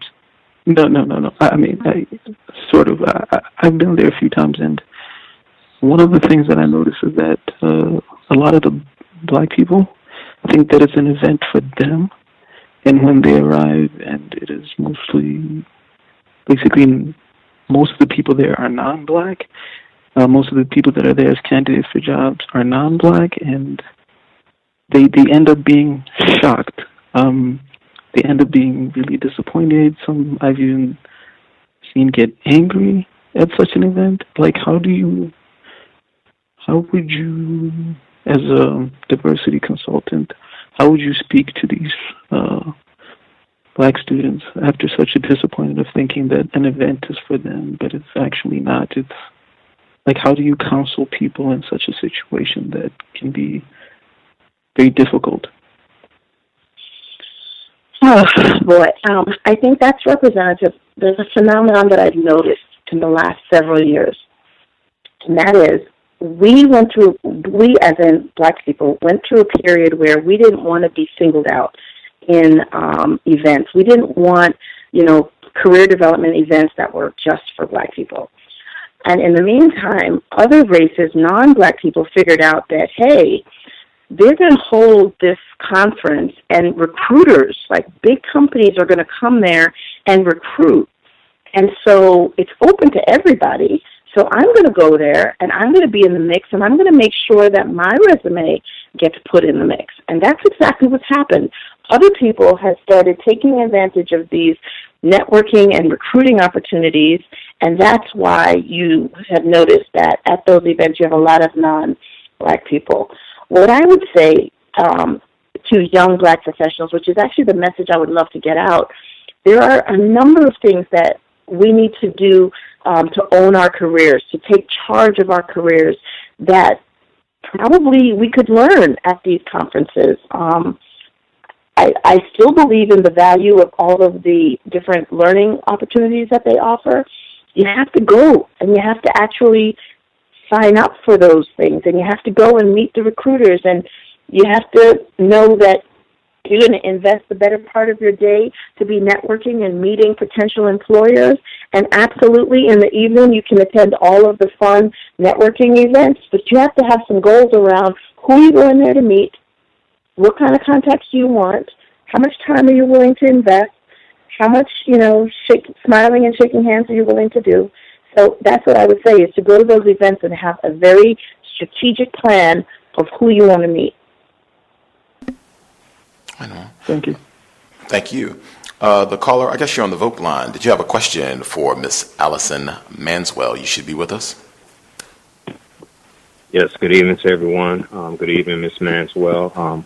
I have 2 questions. Thank you.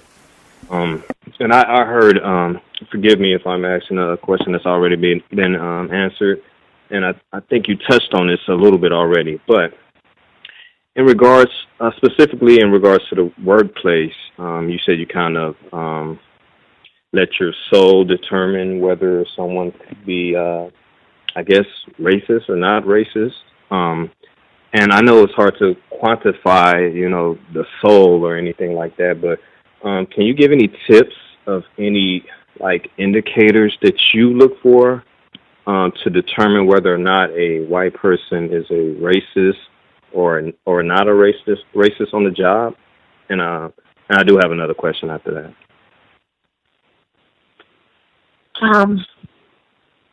So if I meet someone, I try to have them meet my normal, delightful self. And in the course of just normal relationship building, I expect to see and hear a few things. I use my powers of observation to see, how do they treat the janitor in the building? How do they treat the CEO? How do they treat the receptionist? And I pick up my clues from all the indicators I get around how does that person treat other people. If somebody comes to me and they are gossiping to me about somebody else in the office, I'm going to make the assumption that if I tell you anything, you're going to gossip about me as well. If I hear somebody make a comment or a joke about people of color, I'm going to take that as an indicator that they don't have the level of awareness that I would like them to have. So I think it's the, I don't know, is it the spirit of discernment? Is it just the very, basic things that we've all been taught? And is some of it just intuition that I can't quantify? That you meet someone and you'll observe things about them that will tell you everything you need to know. And Dr. Maya Angelou has this brilliant saying that says, when people show you who they are, believe them the first time. That's what I would say. And my second and last question is, and again, this is particularly regarding white people who could be racist or possibly not racist. When you determine that they are a racist or are not a racist, what type of behavior, what's the difference in your behavior towards that person when you're interacting with that person, whether you determine that this person is a racist or this person is not a racist? What different behavior would you display towards that person? And that's my last question. Thank you. Okay. I would say that I am pretty measured in my interactions in general. I'm a very open person. I'm very outgoing, very into relationship building. However, I am pretty cautious when it comes to workplace relationships. I don't necessarily give up very much of myself. I'm cautious in general. And that is actually one of the pieces of advice I would give, is that when you are in the workplace, assume that you're in a competitive environment. Assume that there's a bell curve that people could be graded on, and that if you receive a top grading, that somebody else is not getting a top grading. So assume that all the principles of competition are existing and that you should just be cautious in general. But again, don't suspend your trust in humanity just because you're in the workplace. You know, I also believe Einstein says that one of the most important questions man asks himself is this a friendly universe? And I think that at some point, I often will give people the benefit of the doubt, but just to the extent that they don't have enough ammunition to hurt me. You know, I'm always, pretty cautious around people being able to do harm to me. However, I try to still maintain my trust in humanity. So it's just this delicate balance. Appreciate that, caller. The retired firefighter in Florida, did you have a question for the extra delightful Allison Manswell? Not always delightful, let me say that. Good evening, everybody. Good evening, Miss Delightful.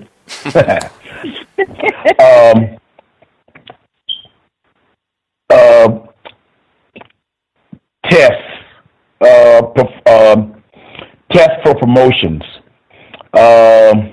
Just give an example. Fire department, especially the higher ranking tests. Let's say for chief fire officer, there's been a history of, although the black person would take the test and perform very well on it, finish maybe in the top 3 or 4, and there's a procedure that is done by either letting that person down the vine, so to speak, which is a metaphor for letting it linger and saying, well, there's no openings, or, different type of shenanigans that goes on with, so that that particular person will not get promoted, although they did very well on the test.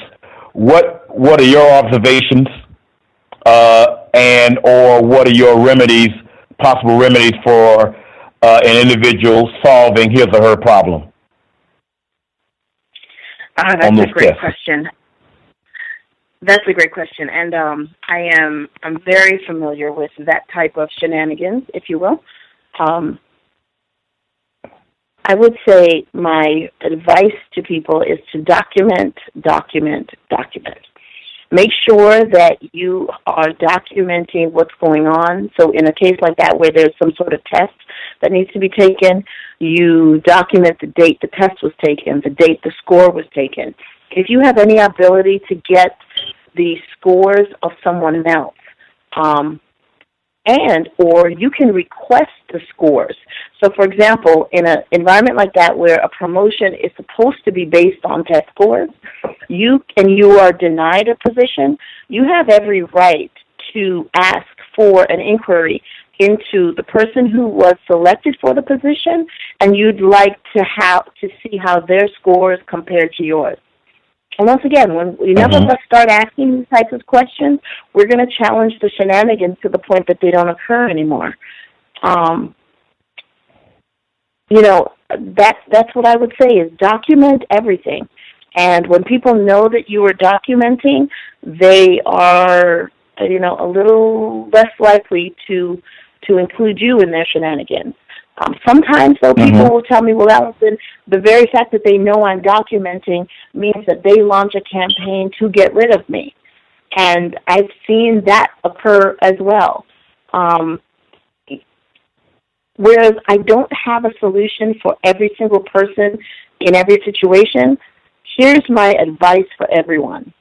Number one, understand that your job is never designed to make you wealthy. We should all be having a backup plan A or plan B. There's also a part in the book where I talk about entrepreneurship. Like, if you are in a toxic work environment, you should be one of the first ones who's investigating how can you turn the skill that you're currently getting paid a salary or a wage for, how could you turn that into business income? And I hate for that to sound like a cop-out, but I don't know. I've just seen where it's necessary. It's not good for our health to just stay in a toxic environment. Sometimes there are things going on that you can't solve fast enough, and sometimes the solution is just to leave and to find someplace else to work. And sometimes the solution is to, say your prayers and then get up and fight the system. So there's so many variations of answers. I feel like we just have to know all the different options and pick the one that makes sense for you in that particular situation. Okay. Staying on this particular subject, as far as one of the options that is actually happening as I speak, that I know someone did, to sue. What are the benefits? Well, I think obviously the benefit is you win the lawsuit. But what are some of the deficits of quote unquote suing your job in a situation like that? Oh boy. So when a lawsuit is necessary, then that's what you should do. The benefits are pretty obvious if you win. Sometimes the benefits are just knowing that you did the right thing. Okay. Maybe that's the benefit. And maybe the win wasn't for you, but the fact that you made the lawsuit will cause some changes in behavior that will actually happen long after you're gone, but you were an impetus for change, and you might never see the change, you might never get credit for the change, but somewhere in the universe, you get rewarded for having done that. To be quite honest, that's part of this book. Initially there was no career benefit in writing this book, and I knew that there was a tremendous amount of risk. But it was the right thing to do that needed to be done. So that's what I would say about lawsuits, is that sometimes that's just what you have to do. Mm-hmm. Mm-hmm. That reminds me of the baseball player. What's his name, Gus? I forgot his name. That Kurt Flood. Yeah. Okay. Thanks, ma'am. You're very welcome. Thank you for calling.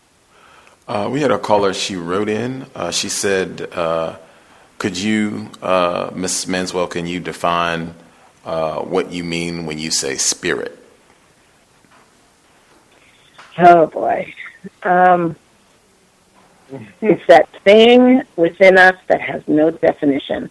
It's that part of ourselves that makes us divine. It's that connection to our Creator that's always there, that never leaves us. And if you can ever be in the workplace and you've ever been in a situation where you're in the workplace, you're conscious that you're in the workplace, but you have a situation where you just need to call on your inner strength, it's that. It's that part of us that lives at our core that normally we are very good at staying connected to. However, there are these situations, circumstances that cause us to become disconnected. And what I'm suggesting to us is that we learn how to harness that part of us, even when we are at work, to be able to deal with some of these situations. Hope that answers her question. A different person wrote in, she said, I think that the more black people think that whites don't practice racism consciously, the more this problem exists. Would it not be beneficial for whites to pretend to be unconscious of racism so that racism can continue? That was her question. Okay, I'm sorry. Can I ask you to repeat it? Yes, ma'am. Would it not be beneficial for whites to pretend to be unconscious of racism so that racism can continue? Okay, I understand. And I think that the caller is right. I don't believe in unconscious bias in every single situation. I don't. I teach about unconscious bias. I know there are some situations that are precipitated by unconscious bias. I could give examples of times when I felt that I was experiencing bias, and it was probably unconscious. However, there is an overabundance of reason to believe that a lot of what happens in the workplace is actually not unconscious, that it is actually very conscious. And the research that you mentioned that you had on the researcher you had on the show who talked about the academic environment, I'm sorry that I actually missed your show because I read that article and I was so proud of her courage to come out and say, oh, no, you're right. Yeah, these are the things that we do consciously. I think that we need to start taking responsibility, holding people accountable for the stuff that they know that is being done. And quite frankly, there are a couple of examples in the book where I try to shine the light on some things that happen very consciously that need to be done. For example, there are companies that have senior leaders on their leadership team who everybody knows demonstrates behavior that goes against what they say they want with regard to an inclusive workplace. However, these leaders are allowed to continue to work and to create an environment that alienates other people. And to the extent we leave those leaders in place, we are definitely demonstrating conscious bias. Wow. Well, I think she answered that question as well. I did want to make sure I got in Jane Elliott. She did the blue eyes, brown eyes exercise, which is referenced in the book. She's been a guest on our program several times. She said it is not courageous for white people to talk honestly about racism, that it's not courageous at all. She's had decades of doing this work, and she's made a lot of money and traveled around the world. Mary Beth Gassman, she got her article republished in the Washington Post a couple times, and she's not under threat of death. I think that's another common misnomer, unfortunately, that these few whites who share one or two truthful bits of information about racism, that they are courageous. And in fact, I'll quote one of our previous guests, Farrell Winfrey. She's an admitted white supremacist. She said, as white people, the most I can do is the least I can do to solve this problem. And I think that's a logical approach to take. You cited Dr. Robin DiAngelo in your work. She wrote about white fragility. She writes about racism a lot. Do you think that she is a racist, Dr. Robin DiAngelo? Yes, I do. I think that she is a very, very No, I mean, I don't think she is. I think that she speaks honestly about some of the problems and some of the solutions. Okay. Dr. Robin DeAngelo, according to one of our listeners, he heard her interview. She does admit to being a racist as a white woman, and she explains why. I said that I didn't think that that comes through in most of her writing. That's not something that she admits to on a regular basis. I certainly haven't seen that, but I will ask him to provide the evidence of her admitting to being a racist, but I did at least want to ask that. I was looking, I thought sexual harassment would pop up in the book, and that didn't really, that wasn't really touched on. That's something that comes up regularly when we do our weekly session on workplace racism. Do you have any suggestions for dealing with sexual harassment? And I would definitely include unwanted touching, because we've had a lot of people as well, males and females, where it's someone coming and hugging them, and they've made it clear, I don't really want to hug. Like, if we can handshake and yeah, we work together and everything, but I just don't want to hug. And the person continues to insist on hugging them. Do you have any suggestions, recommendations? Oh yeah. First and foremost, I do not tolerate. I don't tolerate anybody violating my body in a way that I don't want them to. So if I don't want to hug somebody, I would just say that, I really am not comfortable with hugging in the workplace. I would prefer, my personal standard is a handshake.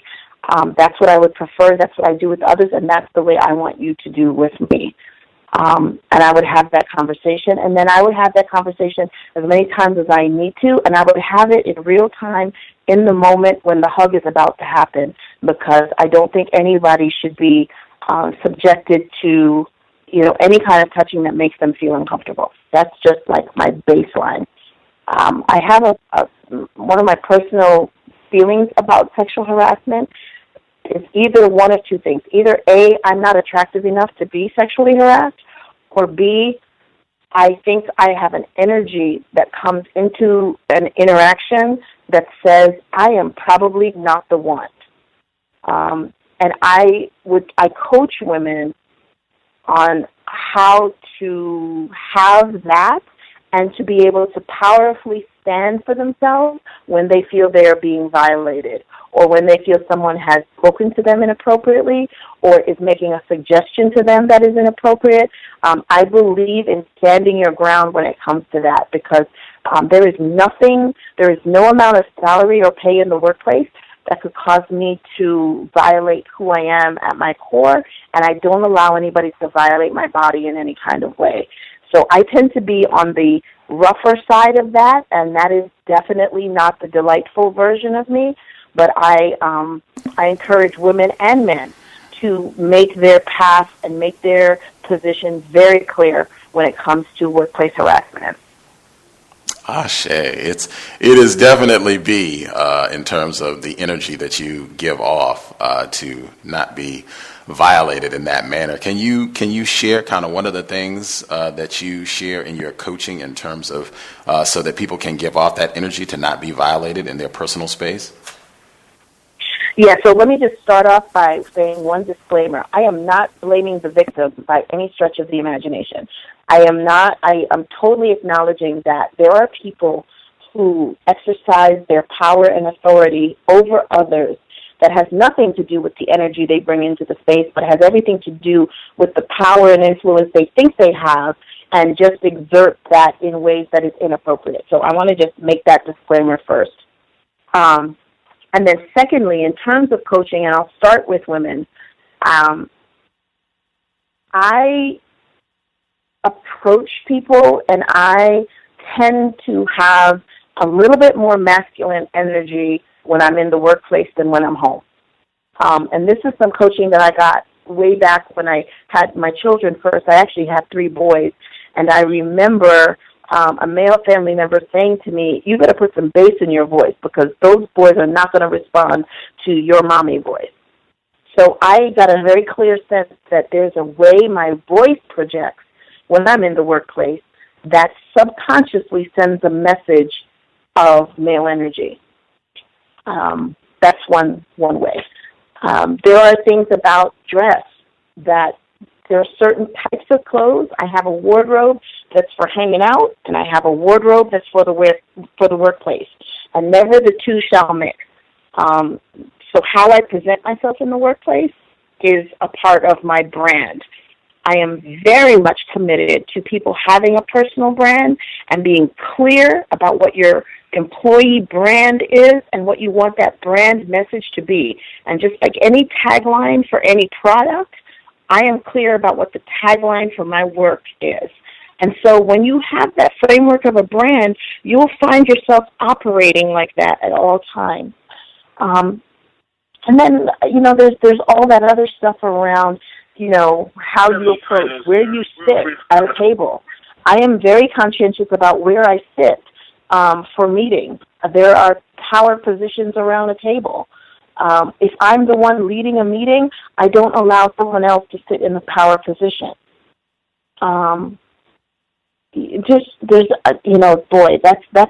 That's a whole body of work.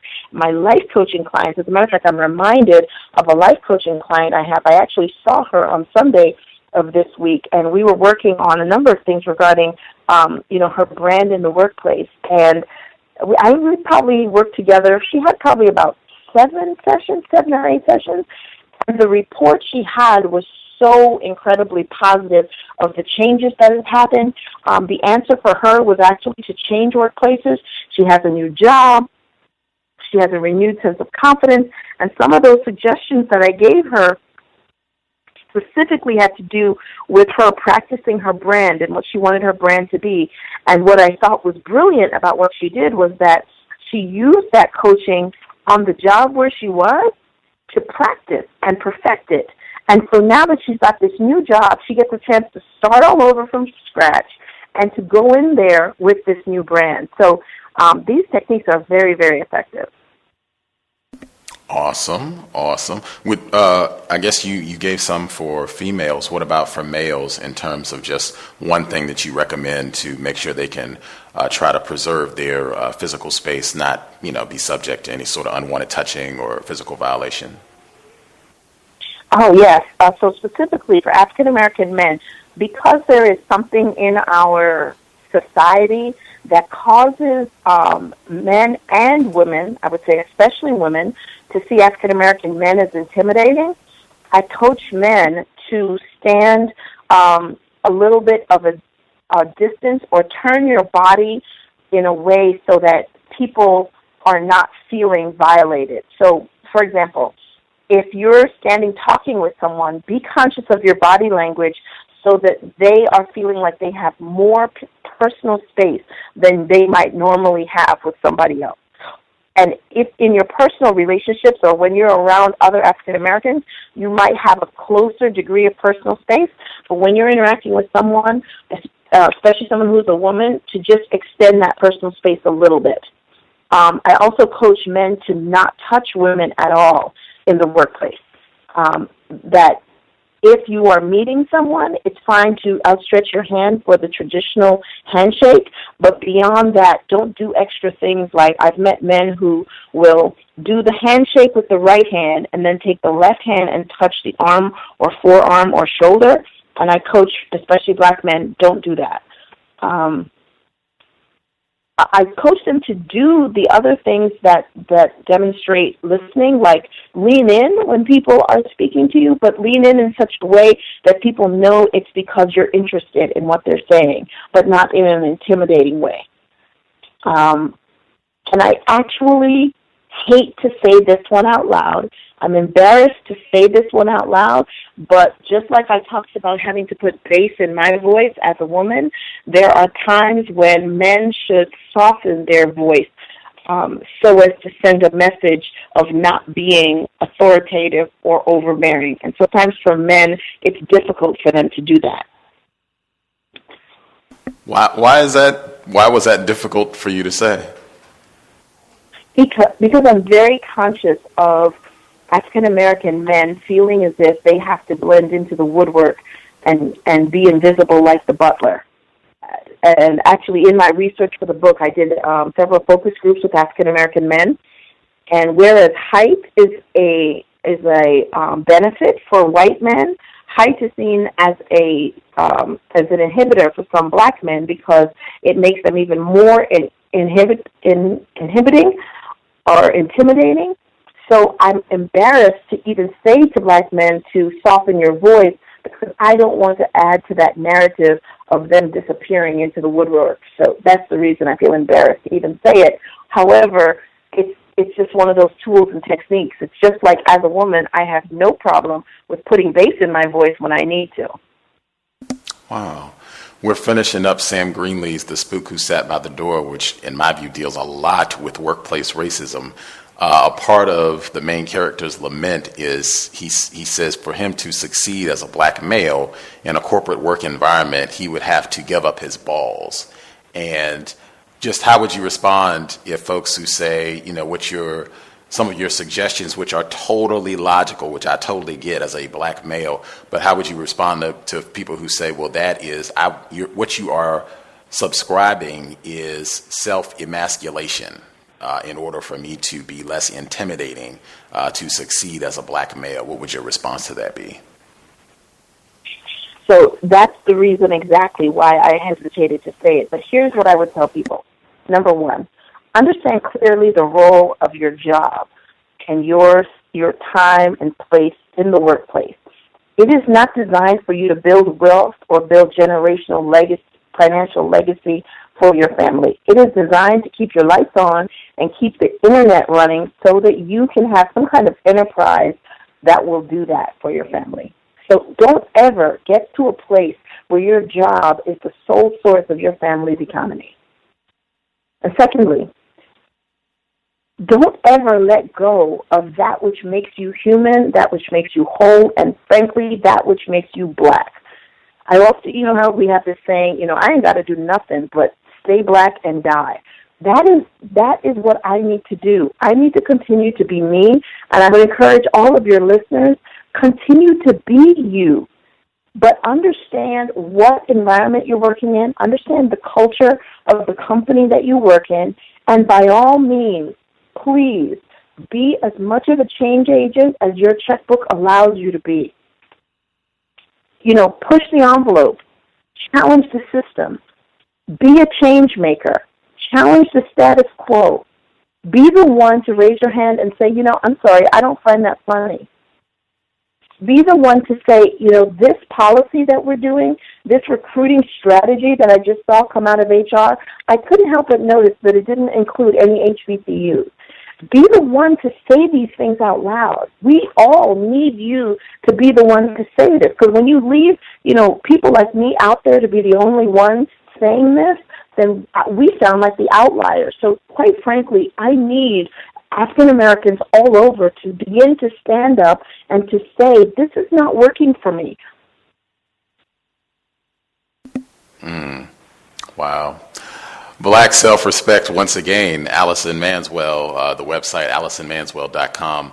I didn't want to take up your whole evening, but I did want to make sure that I asked. This is from Chapter 6, Jim Moves to Action. Jim, again, is the white man who originally overheard the group of black people having some of their conversations about workplace racism, and he applies some of the things that he heard in that conversation. So to move forward in the narrative, and so he says he knew that somehow the universe was moving him to a new way of thinking through seemingly coincidental experiences that altered how he thought about race in the workplace. First, it was the conversation he overheard in the restaurant. Then there was his brief debrief with Susan after her conversation with LaToya, and most recently, the president of their African American Employee Resource Group sent him a video by Matthew Cook that shook his understanding of white privilege and the history behind the challenges America was facing. All of a sudden, he felt like he got it. He understood what felt like years of contempt for white males and the corresponding guilt they felt about their success. That last sentence in particular, I just wanted to know, do you have any evidence that white men in particular feel guilty about their success? That's a good question. I have actually heard from white men that they feel that there is a degree of guilt, and that it's that guilt that causes them to refrain from these conversations.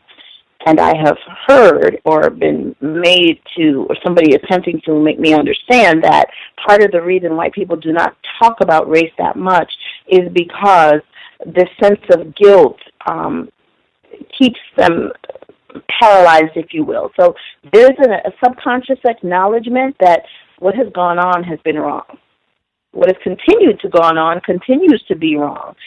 And this guilt keeps them from speaking it out loud, and that is the reason why they don't talk about race as much as we do. So I will say that the reason for me saying that, the evidence I have, is that I've actually heard that from white men. That is interesting. It's I don't know. I see. I hear. We talk to a lot of white people on this program, and spend a lot of time researching whites. That is pretty infrequent to hear white people that I believe, where they feel bad or guilty about racism. Let me qualify this. Mm-hmm. Subconsciously guilty. I am not at all suggesting that they are overtly or consciously or willing to express their guilt. No, not at all. I would say subconsciously guilty. Okay. You said you have talked to some white people, white males, I guess. Oh, absolutely, yes. I have talked to some white males, and in the grand population, I mean, that's a minuscule handful, but they have actually said it out loud to me that there is a degree of guilt amongst white people, or amongst white males. They understand their role in having created this problem and even perpetuated it to some extent, and there is a degree of guilt that causes them to not speak about it as openly and to be sort of crippled or paralyzed by that guilt. Now, again, because I'm not a member of that group, I can't speak for them, but it's a plausible hypothesis to me. I haven't bumped into enough white people that I think are sincerely grieved about racism in any way, consciously and or subconsciously. In fact, I have seen way more whites who have bragged about. We just had the program yesterday where white people in Forsyth County, after lynching black people and kicking out an entire town of black people, well over 1,000 black citizens, they cleared out the black cemetery and used the gravestones as to make a footpath in their yard. So that's what you're walking on going up to the house.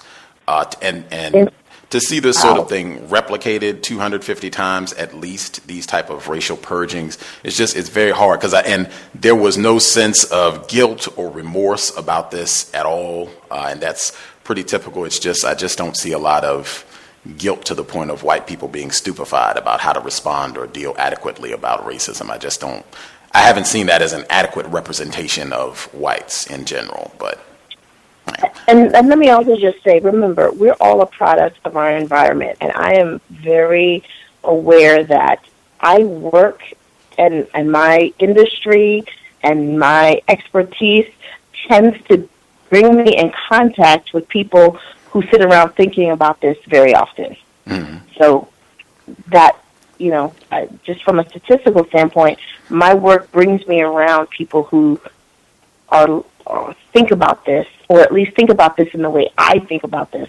And when I'm called into a company or a corporation to work with a group, they have already gotten to some place of enlightenment, or else I wouldn't even be there. So I totally get how our experiences around that. My work happens to bring me in contact with people working towards solutions just by virtue of the nature of the work I do. Got it. Last question, just to end on black self-respect, because I think that comes through quite a few times in the book. You have an exchange later in the book between Maya and Rashunda. These are two of the black female members of the original 5 that we meet. And so they're having a discussion about how their careers have evolved. And I thought this was a really important segment. You could kind of touch on this before you leave us. And so Maya has corrected Rashunda. Maya's a little bit older, so she's correcting Rashunda. This is what Maya says. You were about to miss an opportunity to tactfully promote your success, but you glossed right over it. Obviously, you did an awesome job because another assignment came out of it, because you were too busy being humble and minimizing your accomplishment. That's part of why others get ahead of us. We haven't mastered the art of appropriate self-promotion. Start over and try that again. Can you talk about this passage and the art of, I guess, appropriate self-promotion? Yes, I think that this is something that we need to do a better job of. We need to feel comfortable with it. And I know for me personally, my mother gave me the message of being humble. Don't go, into the workplace and don't go anywhere else in the world thinking that you're so wonderful and you're so awesome. And that humility was part of what her expectation was of me. And so I grew up with that message ringing in my head. I brought that message into the workplace, and I couldn't help but notice that although my mama is brilliant, or was brilliant, during her time here, I couldn't help but notice that other people were better able than me to tactfully promote themselves, promote their accomplishments, and get the attention of senior leaders. And what I found was, while I was busy being humble, my achievements were being overlooked in favor of other people who had contributed less than me, and because they were better able to talk about what they had done, that they were getting my accolades. And so that passage is actually a very powerful personal lesson that I learned, where doing good work and just focusing on doing a good job is not enough. That I have to learn how to speak about my accomplishments tactfully, and how humility has its place. However, in the workplace, I need to learn how to be appropriately self-promote. Right on. I thought that was a significant passage as well. The website, it is AllisonManswell.com. It's linked in the description, so you can just click if you're listening at Black Talk Radio Network. But AllisonManswell.com, and you'll see the book. She has written other books as well. You'll see links to those, her blog, speaking engagements, all the information you need, contact information, AllisonManswell.com. The book we have been discussing, Listen In, Crucial Conversations on Race in the Workplace. Really, really fascinating read. Glad we could have you on the program. I did want to say, because I would say this regardless, the portion where I didn't get to ask my question, that was very important. The question I was going to ask, and I think we have done approximately 1,500 programs. We've had a lot of authors on the program. I think that's the first and only time we've had a spoiler stoppage, something that I thought was a very important question, but I will definitely honor your request to spur interest for people to get the book, AllisonManswell.com, but definitely appreciate you coming on the program to speak with us. Absolutely. And you know what? You're making me feel badly now. If you would like to still ask the question, by all means, I will answer. I'm very sensitive about that one part of the book because it was such a surprise to me, and I have this thing where I want readers to experience it as a surprise. However, I don't want you to leave feeling like it was an incomplete interview. So if you want to ask the question, I will retract my previous statements and I will answer. It's entirely up to you. I thank you kindly. I will ask the question then. What would your response be to folks who say that it is not valid to compare racism, white supremacy to any other form of oppression, regardless of what we're talking about, that it is not a valid comparison in terms of what's happening with racism, white supremacy, specifically if we're talking about homosexual activity?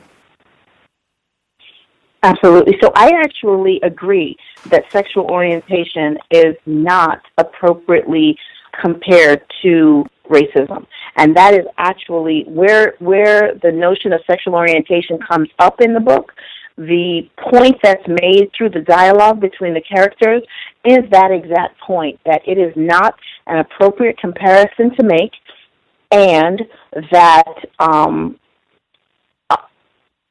there are two totally different things that need to be handled in two totally different ways. I will say that the LGBT community has made strides with their issues that, compared to the fact that we've been working on civil rights for 50 years and they've only been working on LGBT issues for about 20 years, I'm amazed at the strides that they've made. And there might be a few strategies that they use that we could employ for the social justice issues that we need. I think that there are strategies we can learn from. However, the two issues are two totally different issues and should not be compared or used as one and the same. So yes, that is actually one of the themes in the book, that they are not equal. Why do you think the gay rights initiatives and their organizing, why do you think they have been more successful than black people, non-white people in dealing with racism?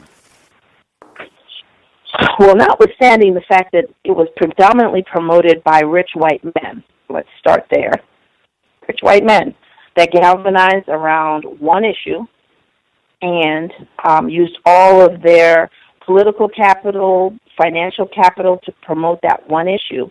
And once again, the group itself are rich white men.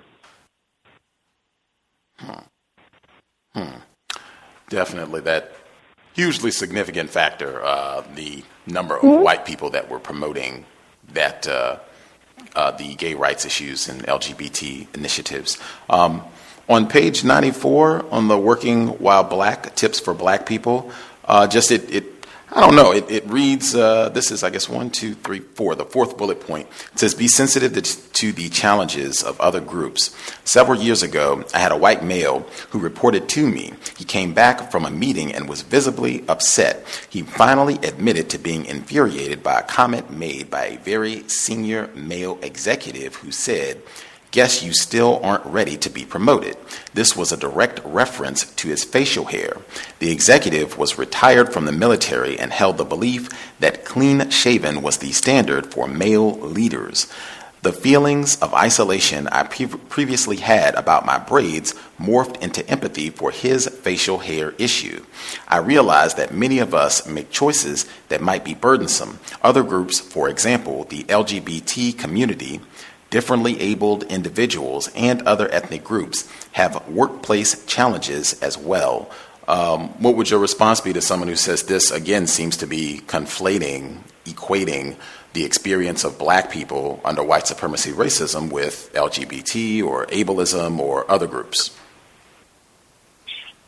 To be honest, I can't imagine somebody saying that, because that is one bullet point in an entire book that is focused on race. No, I can't imagine somebody saying that to me. I will say, though, that this is actually a real scenario. This actually did happen to me. And the point that is being made here is that I would like people to come away from reading this book with some degree of empathy and insight, not just into race, but into a balanced look at race. And the point I'm making in this bullet is that I had a moment where I understood for the first time in a way that I had not understood before, that a white male who felt compelled to shave his facial hair every day to come to work was making a choice similar to me when I have to decide, when will I put my braids in, when will I take my braids out. I understand it's not the same thing, but it's the same concept, that he's having to change a portion of himself to be accepted at work. One of the things I wanted this book to do is to show that African Americans can think in 360 degrees. I can think on both sides of this issue. I can think on all the different ways that other people will experience race, and even exercise empathy for other groups. For example, I've been very fortunate to never be disabled. And so I experienced the workplace with all my limbs working, I can run upstairs, I can do everything, but I'm also conscious that someone who is differently able, somebody who's in a wheelchair, will experience the workplace in a different way than I do, and it will be harder for them. Now, my ability to exercise empathy for that group does not diminish the severity of racism. It just says that I can exhibit empathy towards that group. So I'm really hoping that people will read this book and will see that one bullet that shines the light on another group's challenges does not negate the rest of the book. Well said. Well said. AllisonManswell.com. AllisonManswell.com. I appreciate you being generous, even allowing me to get in my extra question there. I wanted to clarify as well. I didn't want someone to have answered for you or what have you, because I thought we had another caller on as well. When I asked that question before about did anybody hear during any course of the broadcast, did anybody say that all white people were bad or all white people were out to get us? Did anybody say that during the course of the program? And let me I understood the nature of your question, and please don't misunderstand my answer either. Mm-hmm. I want to be clear that I fully understand the impact of race in the workplace. And this book is written from a scholarly perspective. It might be written as fiction, might be written as a novel. There's even a little bit of steamy dialogue in it and all of that. I had somebody tell me that it should actually have been called 50 Shades of Racism. I totally understand that there's very strong feelings about racism and racism in the workplace, but I also want to send the message that this is a well-balanced book that includes dialogue that people can embrace and see both sides. You will find that the characters themselves disagree. They have a very heated conversation about black-on-black crime. It is designed to show that even within our community, everybody doesn't think the same way.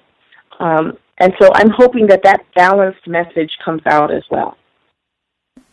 Oh, right on. But the question was, I just wanted to be sure, did you hear any of us, myself, any of the callers say that all white people were bad or that all white people were out to get us? Did anybody say that this evening? Oh, no, I didn't hear that per se, but I did hear there was a little bit of, in the questioning, it seemed a little bit as if, how should I put it? It seemed that there was a little bit of leaning towards, I don't know, maybe I was misinterpreting, but it seemed like something there around how we experience this as victims, and we absolutely do. That's the whole reason for needing a book like this, and I don't deny that by any stretch of the imagination. Right on.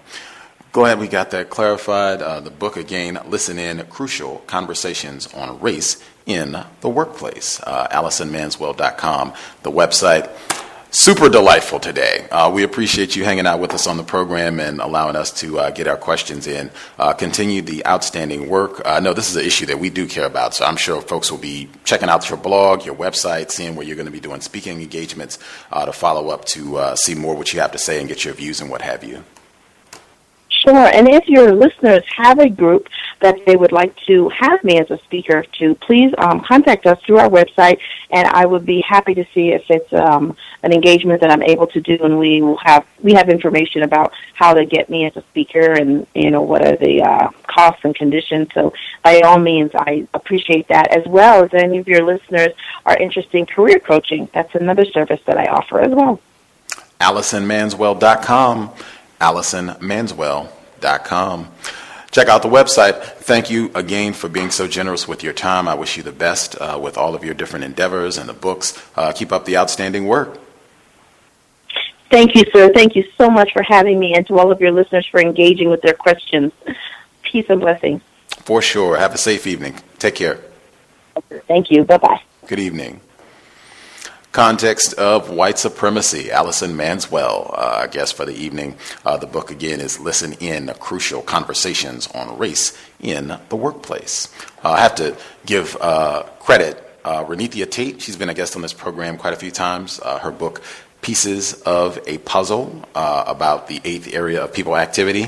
But I think she heard the program that we did over the summer on workplace racism, where we played that segment that we started with today from NPR, where they referenced Ms. Manswell's work. That was the first place that I heard about her book. And this was, I don't know, maybe a month ago. Renethia Tate was like, hey, who was that that did the book? Did she come on the program? And I was like, dang, because anybody that remembers, that was from like July. I said, I need to get in touch with Ms. Manswell. She's wrote a whole book on workplace racism. Like, we need more literature on that subject matter. But she jogged my memory, as they say, Renethia Tate, and reminded me to get in touch with her. I did, and there you go. Also wanted to make sure I got in as well. This is our, I think, 10th consecutive day broadcasting. Man, it has been a doozy. I don't have as much time to check the paper out and everything, but we have been rolling, got books read for the program. I always think it's constructive when we can be on for consecutive days. Just the sequencing of the programs often reveals a lot, and make sure that I'm being codified with my use of time and energy, so that I'm not, wasting time or what have you. I always think that that's good, and hopefully people are getting constructive information as we have been on more regularly. It will continue. We'll be here tomorrow for Workplace Racism, 8 p.m. Eastern, 5 p.m. Pacific. Friday, wrapping up Spook Who Sat by the Door, Sam Greenlee, same time, 8 p.m. Eastern, 5 p.m. Pacific. We'll be here Saturday, compensatory call-in, 9 p.m. Eastern, 6 p.m. Pacific. And then on Sunday, we'll be here, Mr. Charles Woods. He is a black male. He's done a lot of work about racism and the film industry, film and television. So he'll be here on Sunday, 8 p.m. Eastern, 5 p.m. Pacific. So tune in. I hope it has been constructive for folks listening to the program. I know one of the patterns that has been a theme throughout has been white people are stupid and or white people are ignorant, unaware of racism. That has been a running theme throughout the last 10 days that we've been on the air, where white people, non-white people somehow asserting that white people are ignorant, unaware, stupid about the business of white supremacy, racism. I certainly have my opinion on that, but that has been a common thread throughout the program. Even interesting, I thought, with the broadcast that we had yesterday about the purge in Forsyth County, Georgia. Very interesting follow-up to the conversation that we had today. At any rate, folks have any quick comments that they want to share? Great questions from the listening audience. The only thing that I thought of about this program is that I wanted to make sure I picked out some of the things that I thought were very constructive in the book. Black person being serious about things that we should be serious about, especially workplace racism, trying to put out some constructive information. So I didn't want it to be anything where, just because I knew we were going to have some points of disagreement about white people being unconscious about racism, I wanted to make sure I raised some of those points, but also try to point out constructive aspects of the book as well. I definitely thought the gay rights issue was important. I'm so glad she allowed me to ask about that, because I thought that was an important part of the book. So I'm glad we got to hear her thoughts on that as well. Folks had anything they wanted to, a quick thought they wanted to get in before we wrap things up? You should be with us. Anyone had a quick comment they wanted to get in before we conclude? May I be heard? Yes, ma'am. Yes, I did. I had a question I was hoping to get to, but in the end I decided to not try to squeeze it in. But I did want to ask her, the way I wrote the question was, is this optimism, and I put optimism in quotes, regarding white people's response to what she deemed as a crucial issue? And is it warranted? Is it productive? And is it strategic? And the reason I wanted to ask her that is because we have a history of empathizing with them throughout inhumane suffering and torture at their hands. We've always empathized. We were conditioned to empathize with Christianity.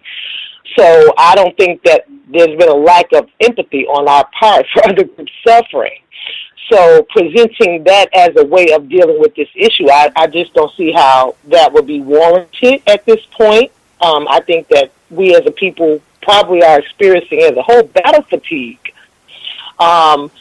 Productive or strategic, if we continue with the same moves, we're going to get the same results, which is just a facade of we're going to fix it and then the slow decline back to where they want us to be. Does anyone else feel that way? Before I nab response, I did want to add the one person, because I don't think this person got to ask a question at all, Ms. Manswell. Sorry about that. Caller at 4683. Did you have a question that you wanted to add in, or if you wanted to respond to the previous caller's question? Can I be heard? Yes, sir. Well, I had just really wanted to make a statement. If you want to, but it was pertaining to that, but I can wait. You can make your statement, sir. Well, I was just going to say, when she was speaking about when you asked her about the so-called some good white people and people being humble on the job, man, it's no good white people. And see, this the game, and I noticed that I had got in with the white lady on the other day. And what I'm thinking it is, and with a lot of smart black people, this has become a topic to make money, to generate revenue for intellectual people, and to get that validation, like somebody spoke on the other day too, right? And because there's not really no solution. And then you have people talking about, people that they like for black people to look at them like that and to praise them.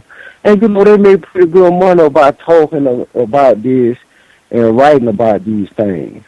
And we all can be humble. I'm humble. I ain't out here trying to kill nobody or just run over white people. But there ain't no such thing as no good white people. All white people look at all us the same. And it's just like most of us on this program that are becoming aware, we look at them the same. You always got that suspicion. And I'm going to mute my line, but I was going to ask you too, Gus. I went and seen that Birth of a Nation Sunday, man. I want to see if I can give my review on it towards the end when you get the rest of the people in. And I'll mute up. We'll make time for that. Was there a female caller that spoke up who was going to share as well?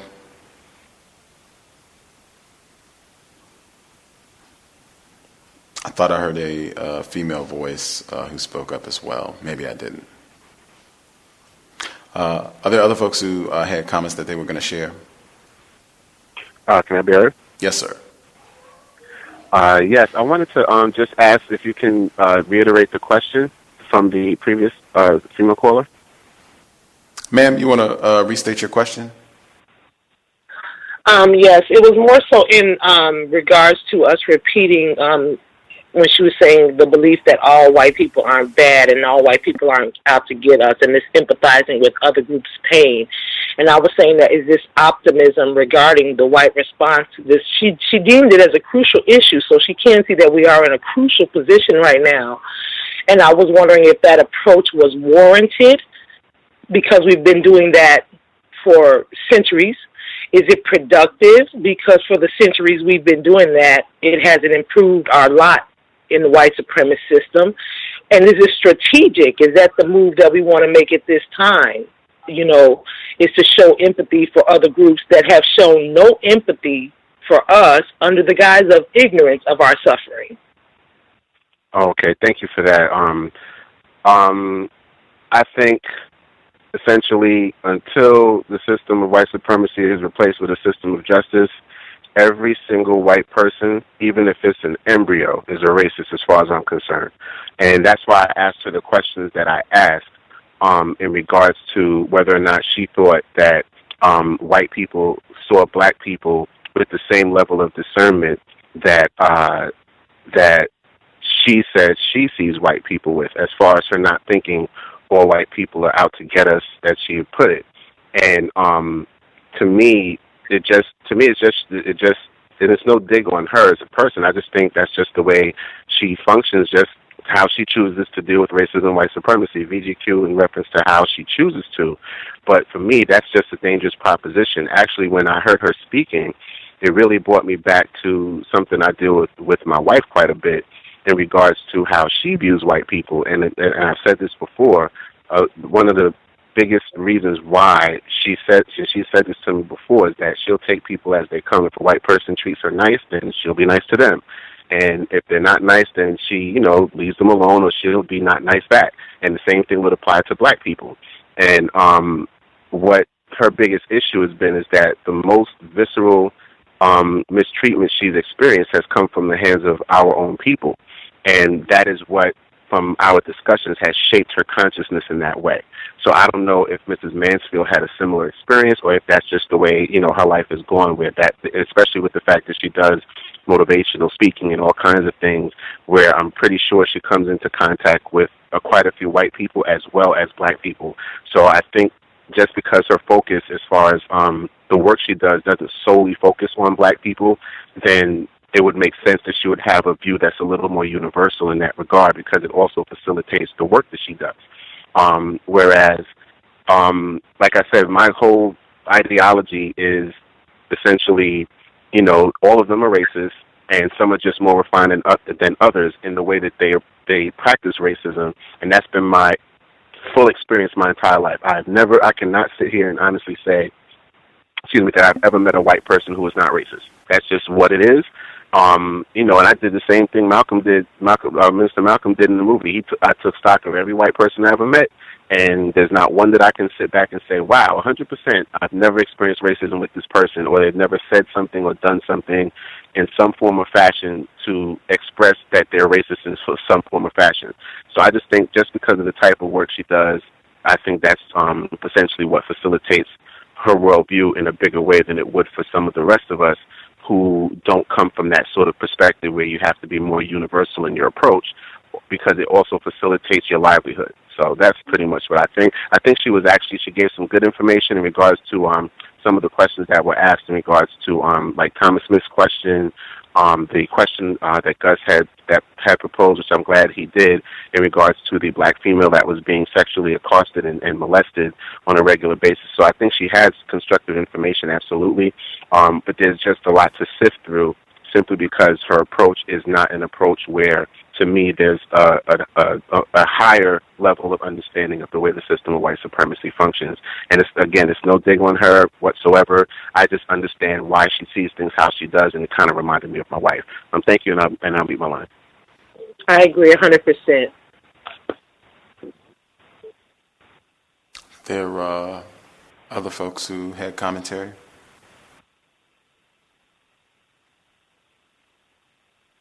Everybody satisfied? Everybody satisfied?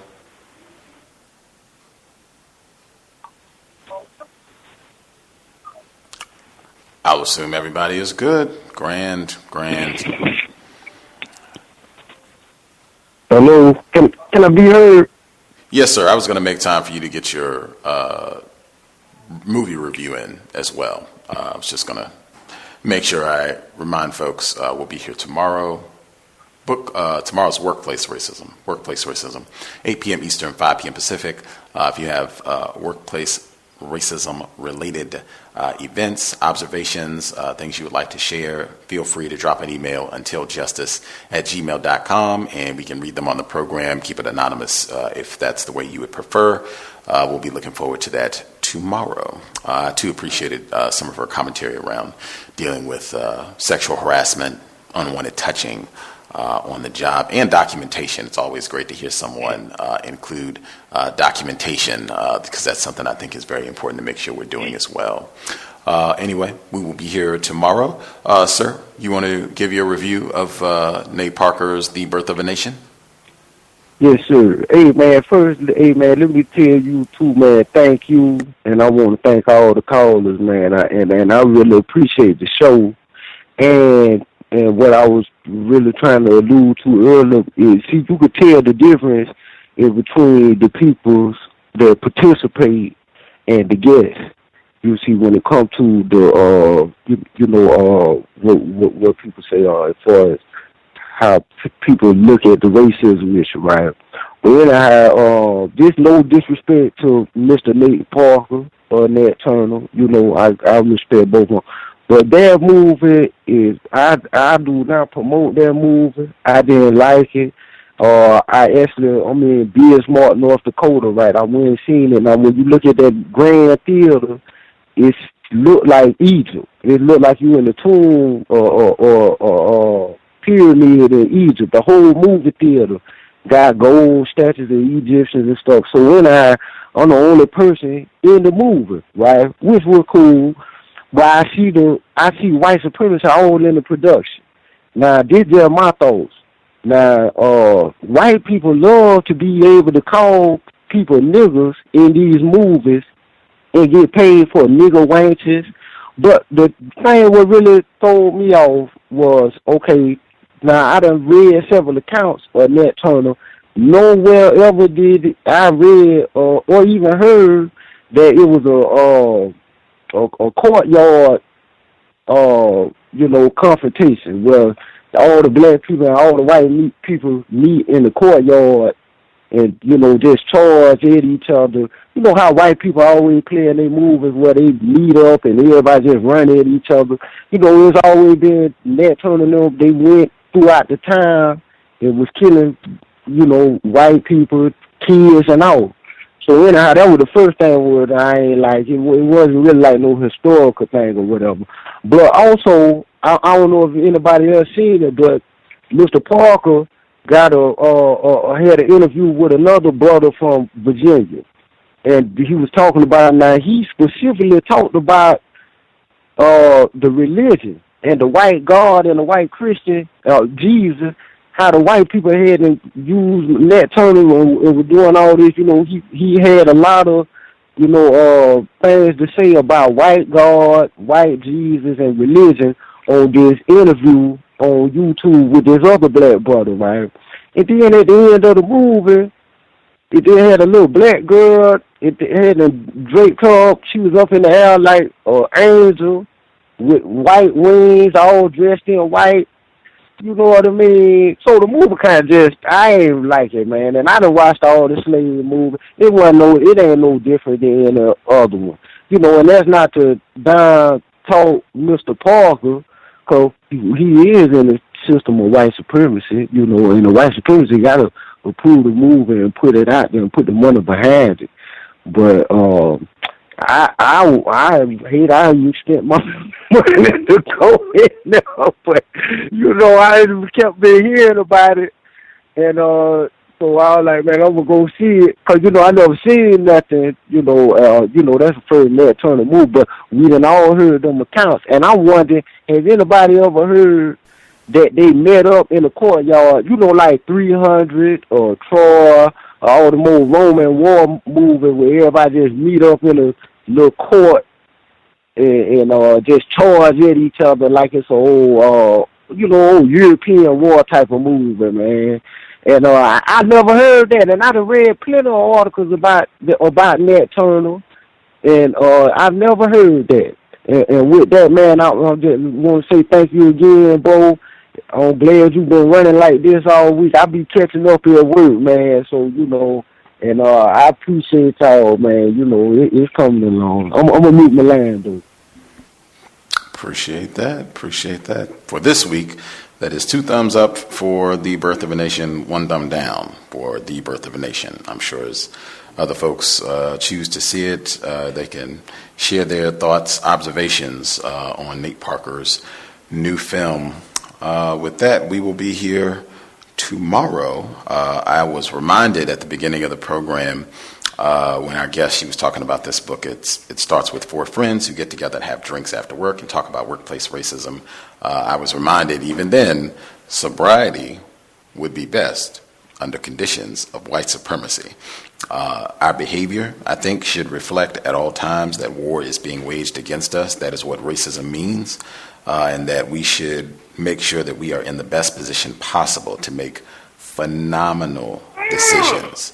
We never know when we are going to have to make life-saving, life-threatening, life-challenging decisions as a result of racism, white supremacy. So particularly if you're going to be in a vehicle, driver, passenger, even as a pedestrian, you do not want to be under the influence and have that be the day that you are stopped by Darren Wilson, Daniel Holtzclaw, any of these other race soldiers, badge or no. Let's make sure that we are adequately conducting ourselves in a counter-war strategy, and I don't think being under the influence, cigarettes included, should be a part of that. That said, Creator, we ask that you help us remain patient with other black people, victims of white supremacy. We ask that you help us remain patient with ourselves. Remind us to demonstrate the highest levels of black self-respect at all times, in all places, each and every time we are in contact with another black person. It has been time. Replace white supremacy with justice immediately. Cal signing out. Thanks all for tuning in. Nigga, you so brainwashed. I'm a victim, brother. No problem. You're a victim. Man, I'm a victim of 400 years of conditioning. Shut up. The man has programmed my conditioning. Even my conditioning has been conditioned.